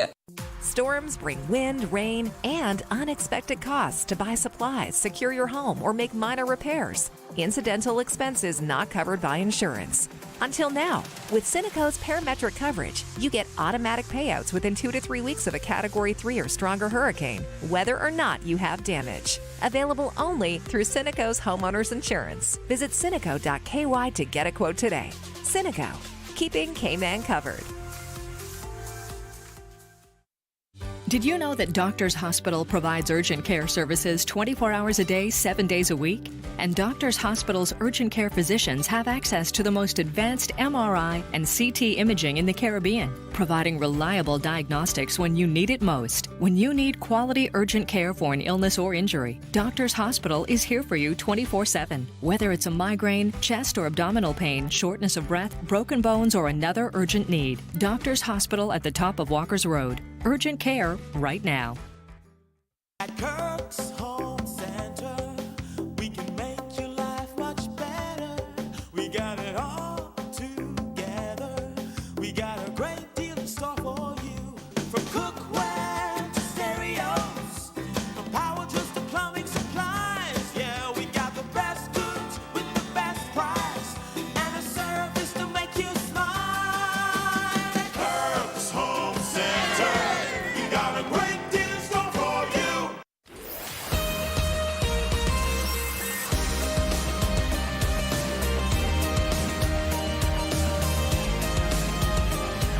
For the Record with ORRETT Connor. Good morning and welcome back to For the Record. I want to say, extend our gratitude to Ms. Greene and Mr. Watson. I asked them to stay until 9:15. They're still here, but I promise you we'll let them go at 9:30.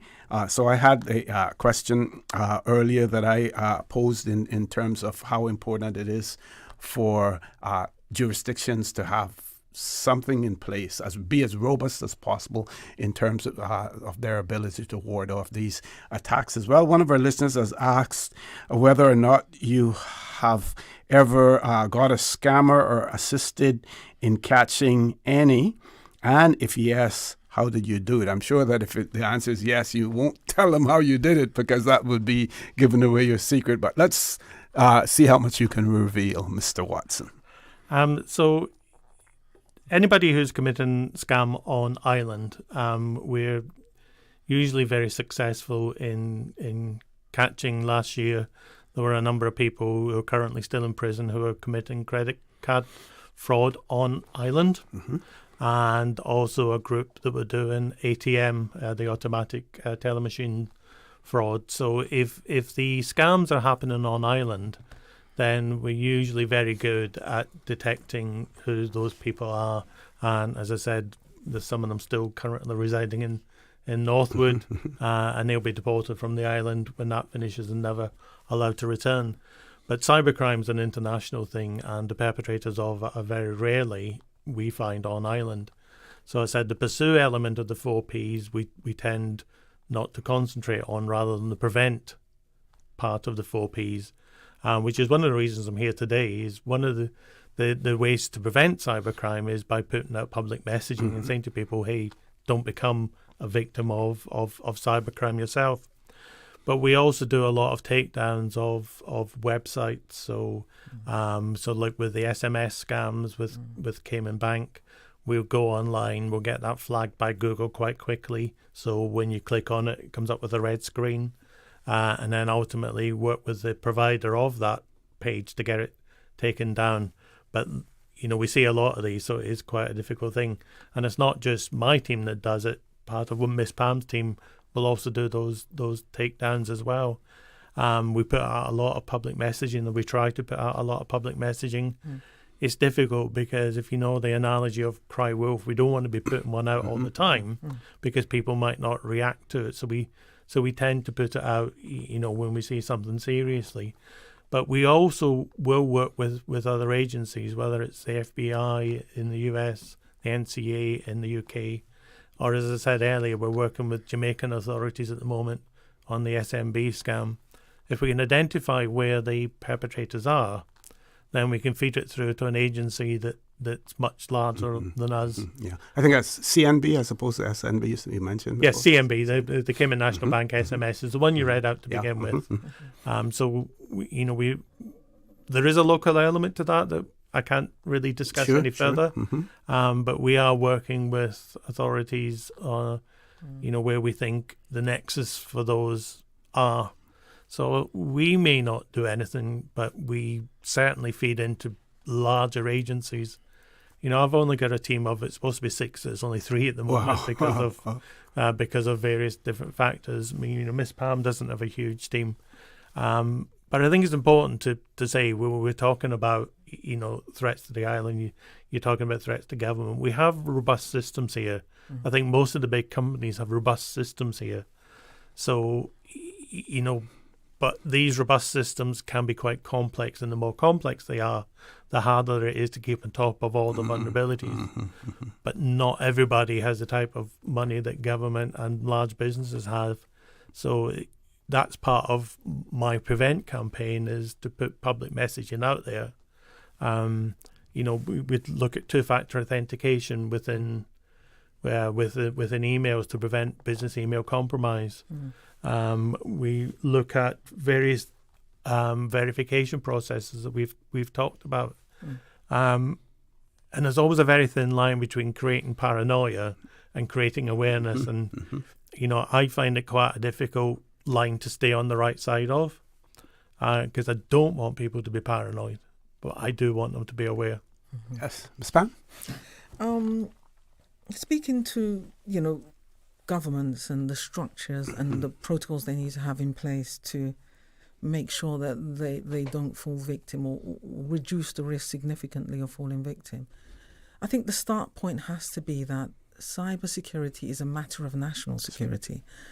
If you start from that point, everything flows nicely from there, because unless you get the top leadership engaged, you're not going to get the traction to implement a transformation program across your organization from a cybersecurity point of view, because essentially that's what it is. It's a change, it's a transformation program operating at multiple levels. And, once you're able to articulate a strategy to say, well, this is where we need to be. We're here today. This is where we need to be in 2 years, 3 years, 5 years. And this is the investment. And this is the risk management context which points you to what to do first. If you do all those things and you make the appropriate investments, and the people side of it as well, that's key. You want to bring in the best and the brightest. And I use those two words because it's not just the brightest, but it's the best and the brightest, because diversity plays a role within cybersecurity resourcing. Because essentially, when it comes down to it, your people have to pit their wits against the best in the world. And if we say the best in the world is China, North Korea, Russia, then we have to be able to pit our wits against them. And we need to work doubly hard to make sure that whatever new tactic or technique they're trying, we see through it. We're not just working to playbooks. We've got to use our creative thinking, and we've got to say, what am I seeing here? And you've got to do that quick. Systems can do so much for you in AI system, but you need people that are the best and the brightest. Yes. And I emphasize again that this is a fabulous career opportunity for those who want to work hard and who have a knack for this. And I encourage anybody, it doesn't matter what age you're at, whether you're 16 and thinking about the way to go, 18, already doing a degree, or a mature work. If you want a career in cybersecurity, it's very attainable. come along if you can to B-Sides, plug in B-Sides again, mingle with other cybersecurity professionals. We're very inclusive and embracing here. And if you want to do the studies towards it, get your professional certifications, and reach out and try and get an opportunity. Look, we're here to support and mentor as well. Great. Excellent. Before you go, one question. This person says, please ask this question from a listener. Someone hacked into my American Airlines Advantage account and stole over 100,000 points. American Airlines have acknowledged this, that this happens frequently, but they have refused to give me back my stolen miles. Could you assist with a case like this? Not directly with American Airlines, but what I can say is you should change your password immediately for not only your American Airlines account, but any other account you have that uses that password. Most of the attacks we see here, phishing emails, etc., are what we call credential harvesters. Are looking for emails and passwords. From my experience, and I can't say it's the exact case for your listener, but in my experience, those points are stolen because somebody's got hold of your email address and your password. As I said, what American Airlines do, you need to engage with them. It actually happened to a friend of mine, and he lost American Airlines and Delta points. He's quite a robust individual and kept on to them, and I think he got them back. So I suggest you be persistent. You're persistent, but my guess would be that was somebody who got hold of the password. So change the password and change, if that password's associated with an email account on anything else, then change the password on those accounts as well. Okay, Mr. Watson, while you have the mic, I want to give you an opportunity for some closing comments, and again to say thank you for extending your time here on For the Record. No, it's a pleasure to be here, and thank you very much for inviting me, because I would take any opportunity there is to come out and give a prevent message. And it's the same we've been saying, right from the very start. Look after yourself online. You may recognize a person, you may recognize a voice, but if the message sounds weird, then that's the time to look into it. Take advantages of the opportunities there are on island like B-Sides. As Miss Pam said, if you're over 18 and a student, you can come to that event for free. Take advantage of it, but look after yourselves online and look after each other online, I think would be my closing message. Okay, and Ms. Pam, in your closing message, talking about B-Sides, he mentioned that if you're under age 18... No, over 18. Over 18. It's an over 18 event. Oh, okay. But if you're over 18 and a full-time student, you can get for free. Got you. I'm glad you corrected that, if you can speak to that. And then what the regular cost would be, for those who don't fall into that category. So www.bsides.ky has all the information. Okay.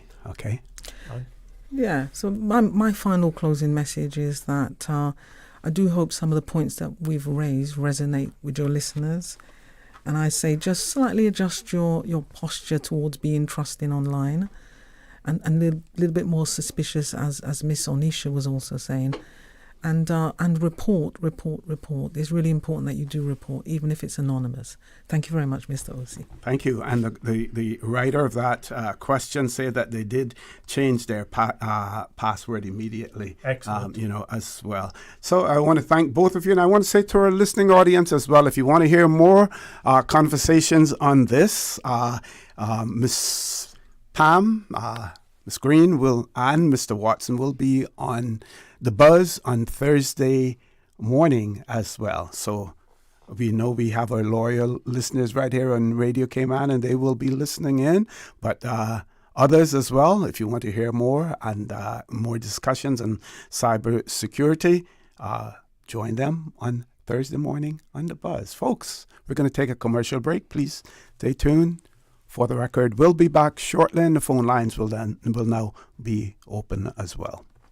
My mom Mom's a superhero. She always knows what to do when I feel icky. Yesterday, we went to West Bay Pharmacy, and they had everything she needed. Medicine, my favorite band-aids with dinosaurs, and even flavored vitamins. Mom says they keep our family healthy.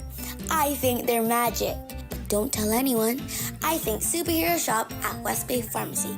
West Bay Pharmacy, where the superheroes shop.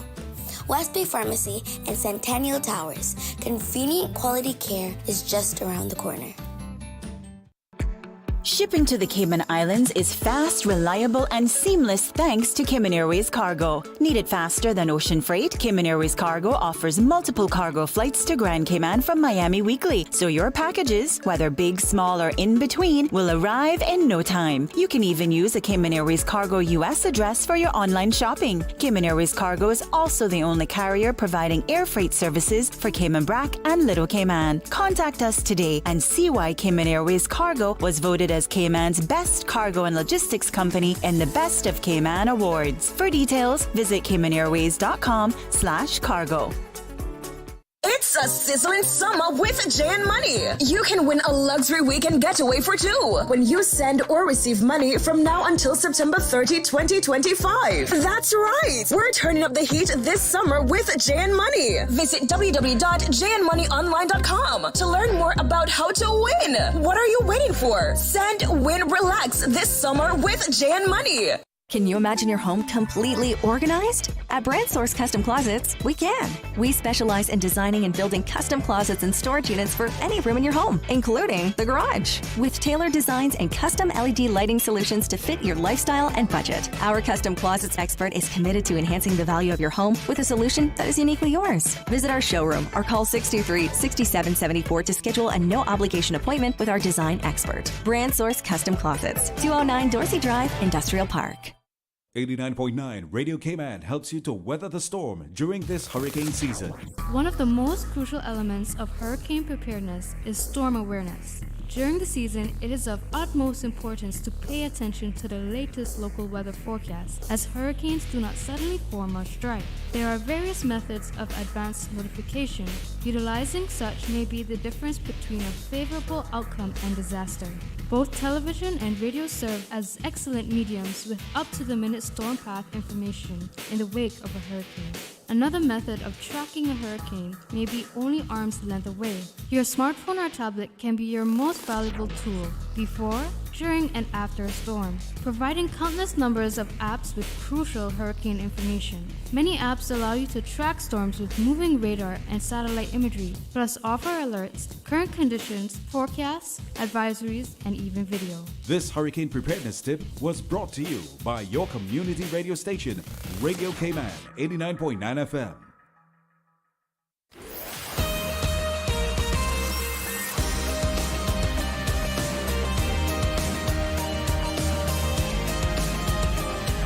For the Record with ORRETT.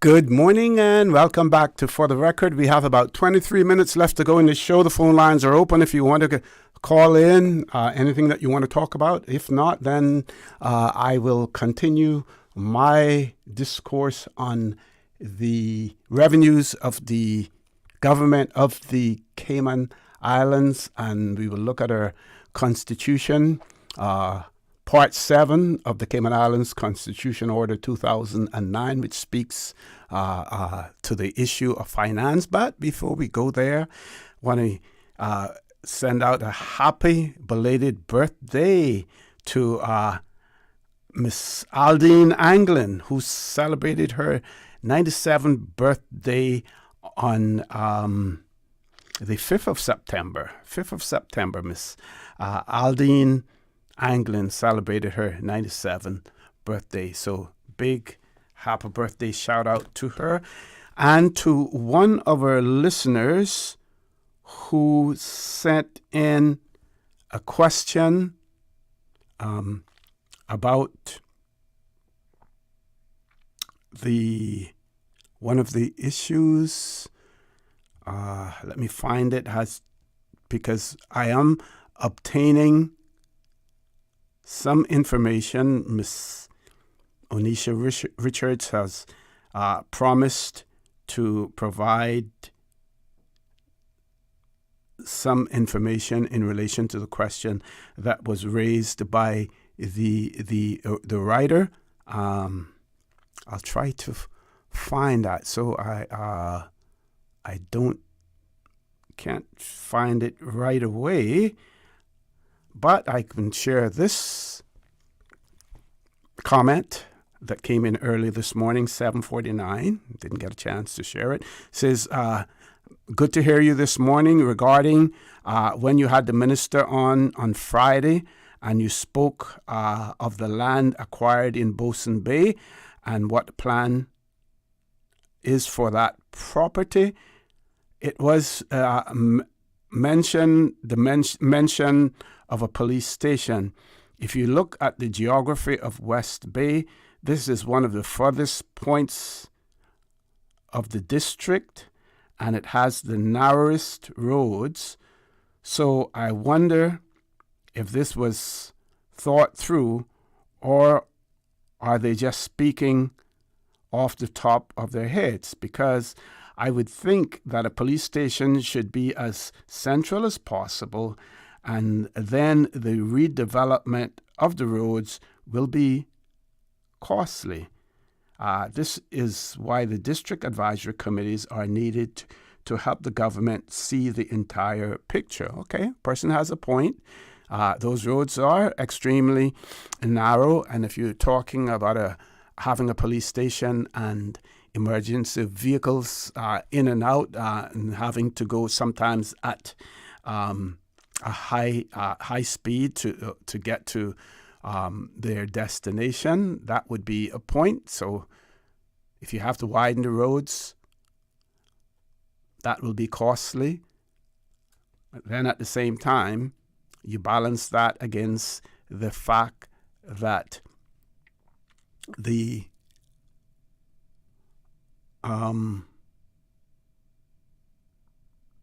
you balance that about the fact that it is also the highest point on island, which will help to protect it from storm, surge, and all of those other issues as well. So balancing that. But the point about advisory district councils, yes, very extremely important, because they could get input from them in relation to where the police station should be relocated. I think Mr. Anglin may have also spoken about, was it a clinic or some other entity going there as well.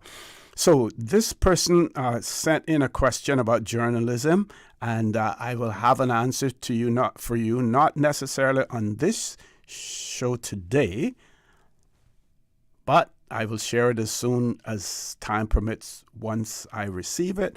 The person wanted to know whether, could you please ask Ms. Oneisha and your guests if there is a code of responsible journalism, which I guess would be the same thing as a code of conduct. For example, to sanction/prevent a news or talk show or a podcast from sharing or commenting on posts before they verify the authenticity and truthfulness of this. So we're going to, I'll get some responses from Ms. Oneisha that we will share with you on that. In most jurisdictions, those where, the Fifth Estate is still extremely active and journalists are not censored, most journalism organizations and journalists are expected to self-regulate, really. That's what is expected of them. There was a commission in the United Kingdom several years ago. I'll try to see if I can find out the name of that again. But it had to do with, journalism, and the question arose then as to, the need to set some standards and even legislation, there was a lot of pushback to that in relation to regulating journalists as well. I'll try to see if I can find that commission. It was high profile in the, I guess that would have been early 2020s, somewhere around there. I'll try to see if I can find it. Meanwhile, what we will do, we had a caller. I heard a call coming through on the WhatsApp number. Did it get through? If not, what we'll do, we will take a commercial break now, and then when we return, we will have about 15 minutes left to go in the show. Please stay tuned for the record. We'll be back shortly. When a hurricane hits, unexpected costs can add up fast. Homeowners are usually out of pocket for these costs to get supplies or make minor repairs. But with Cineco's parametric coverage, you get automatic payouts within 2 to 3 weeks after a Category 3 or stronger storm, whether or not you have damage. Available only through Cineco Homeowners Insurance. Call 949-8101 or visit cineco.ky for a quote. That's cineco.ky to get a quote today. Cineco, keeping Cayman covered. Your dream home starts with a vision, and often inspiration is at the heart of that vision. Brand Source Home Gallery's in-house designers are here to help bring your vision to life. Whether you're remodeling or building a new home, Brand Source Home Gallery is your one-stop solution.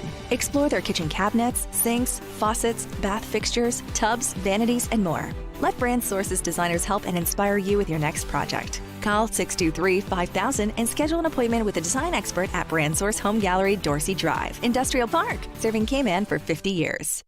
My mom's a superhero. She always knows what to do when I feel icky. Yesterday, we went to West Bay Pharmacy, and they had everything she needed. Medicine, my favorite band-aids with dinosaurs, and even flavored vitamins. Mom says they keep our family healthy. I think they're magic. Don't tell anyone. I think superhero shop at West Bay Pharmacy. West Bay Pharmacy, where the superheroes shop. West Bay Pharmacy and Centennial Towers. Convenient quality care is just around the corner. Breaking news. What happening is back. Drop the juke, no man. The funniest comedy show in Cayman. With even more island drama. Come see the Riff Raff. Hurry up and buy. Come and see Cayman's new immigration department. Hurry up and buy. Come and watch the drama unfold live at the Hartwheel Theatre. Give me money right now. September 26th until October 12th. Get your tickets at ticketsplus.ky before all the laughs are sold out. Proudly presented by the Cayman National Cultural Foundation. Drop the juke, no man. What happening?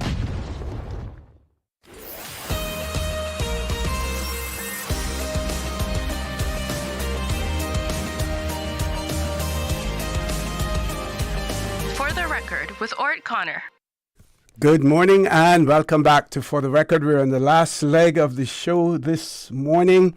So earlier I shared information with you based on the local newspapers and their reports and what was said by the financial secretary in the Public Accounts Committee about a possible deficit in the Cayman Islands budget for the year.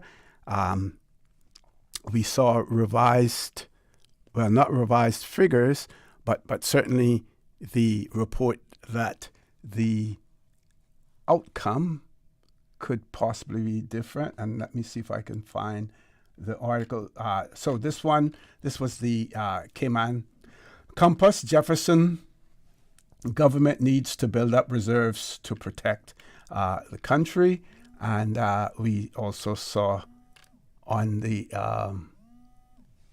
Cayman News Service website about the deficit not likely to be, as previously thought of. So, Part 7 of our Constitution, Cayman Islands Constitution Order 2009, in respect of finance. It talks about revenue, starts with revenue and expenditure. The legislature shall have the authority to levy or change the rates of revenue unless otherwise provided by law. All government expenses, assets, and the incurrence of liabilities shall require appropriations by the legislature unless otherwise provided by law, and we know that we have the public management and finance law, which may be our act, which may have a new name now, maybe the Public Finance Act. I'm not sure. I'll correct that as well. It goes on to say that a law enacted by the legislature shall govern the operation of the government's financial systems and procedures. That's what I was talking about, mentioned earlier. Reporting. At least one report annually shall be made to the Legislative Assembly on the government's financial performance and fiscal position. The content, timing, and process for financial reporting and the agencies that are to report to the Legislative Assembly shall be prescribed by law. Again, all of that in law. The section on finance, that this is in our Constitution again, Section 113, total government borrowings shall not exceed an amount for which the sum of A, total interest payments, B, total other debt service expenses, including arrangement fees and sinking fund expenses, and total principal or amortized debt payments for a financial year is more than a percentage of government's revenue set out in the law. So we have to look at the public finance law to see what that is, and agreed with a Secretary of State, calculated using generally accepted accounting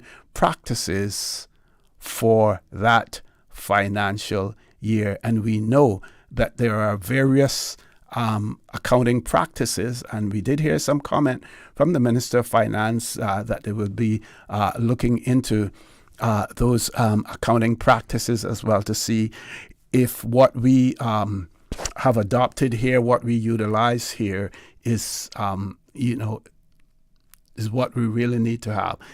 The section then goes on to say, subject to the Constitution, a law enacted by the legislature may provide for a higher percentage for a limited period where a matter arises of a nature or urgency which, in the opinion of the Cabinet, makes it necessary to do so.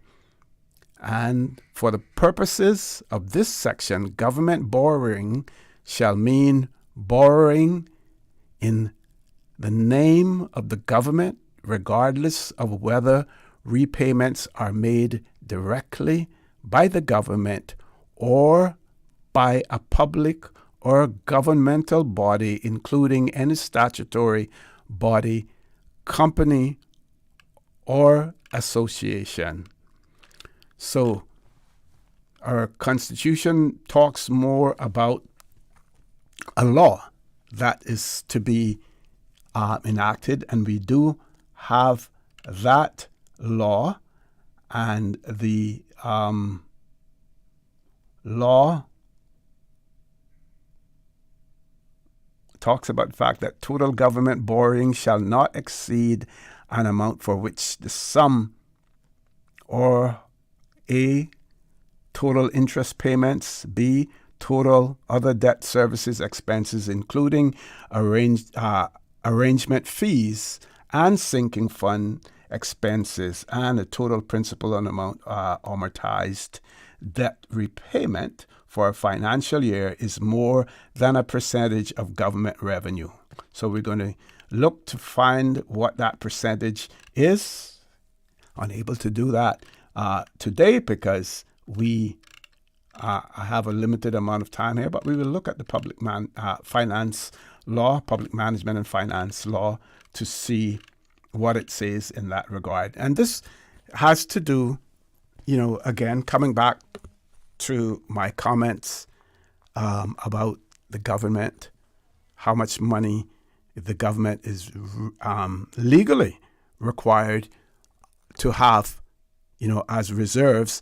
And if it exceeds that, do we really, really need to have reserve an account that exceeds more than we need, or can that money be used to make people's life a little bit more bearable, a little bit more comfortable? Because there are many persons, if we were to have a poverty level in the Cayman Islands, many persons living below the poverty level here in the Cayman Islands.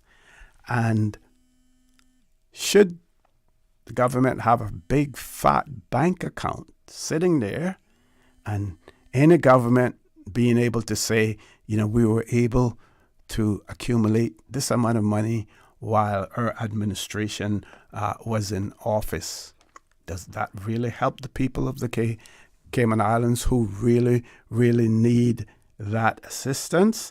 Like I mentioned earlier, our budgets are approved, so each government entity knows how much money they have, how much money they have to spend. And I would venture to say that despite that,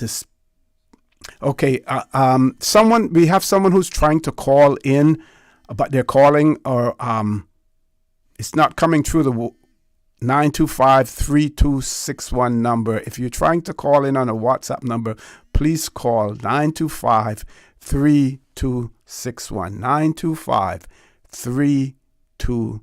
925-3261. Please call in on that number. I've missed my train of thought by, having, to interrupt there. But so we saw, for instance, that each government department, they have their budget. If something occurs, mid-budget year, unspent money is there. That money can be redirected then to other areas, especially if it is not going to be used by the various entity. And for those of you who believe that we have gotten departments spending under control, there's still that little fluff that is put in when budget numbers are in there. And folks also bear in mind that there is also still that flurry of spending when the budget year is almost at the end. The phrase "spend it or lose it" still applies within government. But the good part about if you don't spend it is that then that gives the government so much more flexibility next time around, because, while unspent money doesn't just fall away. It is there for the government to be able to factor that into the next budget, as well.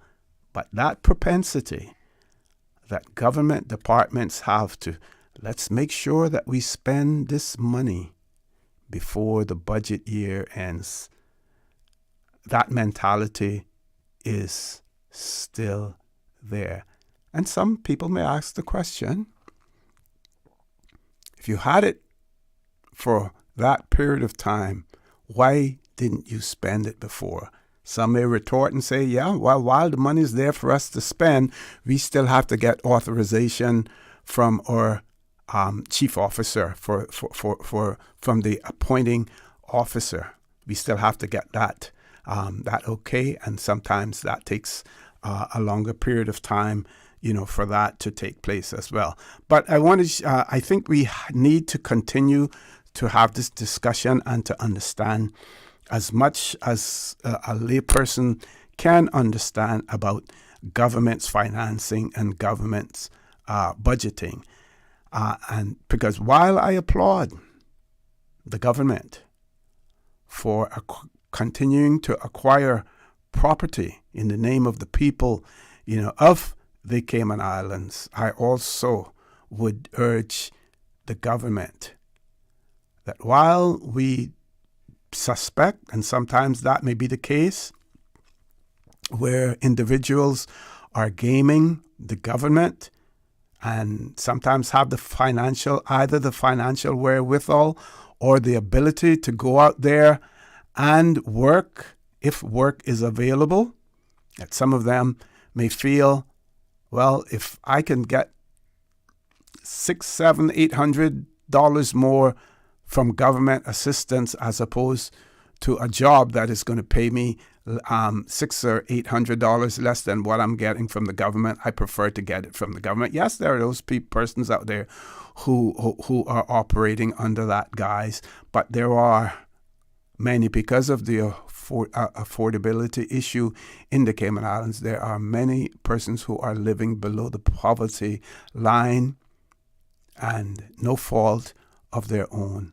And we have a moral responsibility to take care of them, have those systems in place that will properly identify them, and whatever excess money, whatever surplus money that the government has, don't put all of it in a bank account to say, at the end of the day, we didn't incur a deficit, but we actually had a surplus of XYZ for the year. If that surplus isn't assisting the people of the Cayman Islands, Caymanians, then it means absolutely nothing. Folks, that is it for me this morning. I want to thank all of you who listened in. I want to thank our guests who were in the studio this morning, Ms. Oneisha Richards, Ms. Pamela Greene, and Mr. Watson as well. I welcome you to join Mr. Charles Glidden-Challow at 12:15 for Talk Today. And as usual, we ask the good Lord to continue to bless these three beautiful, wonderful Cayman Islands. For the Record, proudly brought to you by Brand Source Home Gallery, inspiring luxury. Doctor's Hospital, peace of mind is important when life happens. Doctor's Hospital, always there for you. Call 949-6066. And Cayman Airways, call them on 949-2311 to book your nonstop flights to Los Angeles and Panama. Kirk Market, experience a world of choice. JN Money, from abroad to Yad. And Cineco, keeping Cayman covered.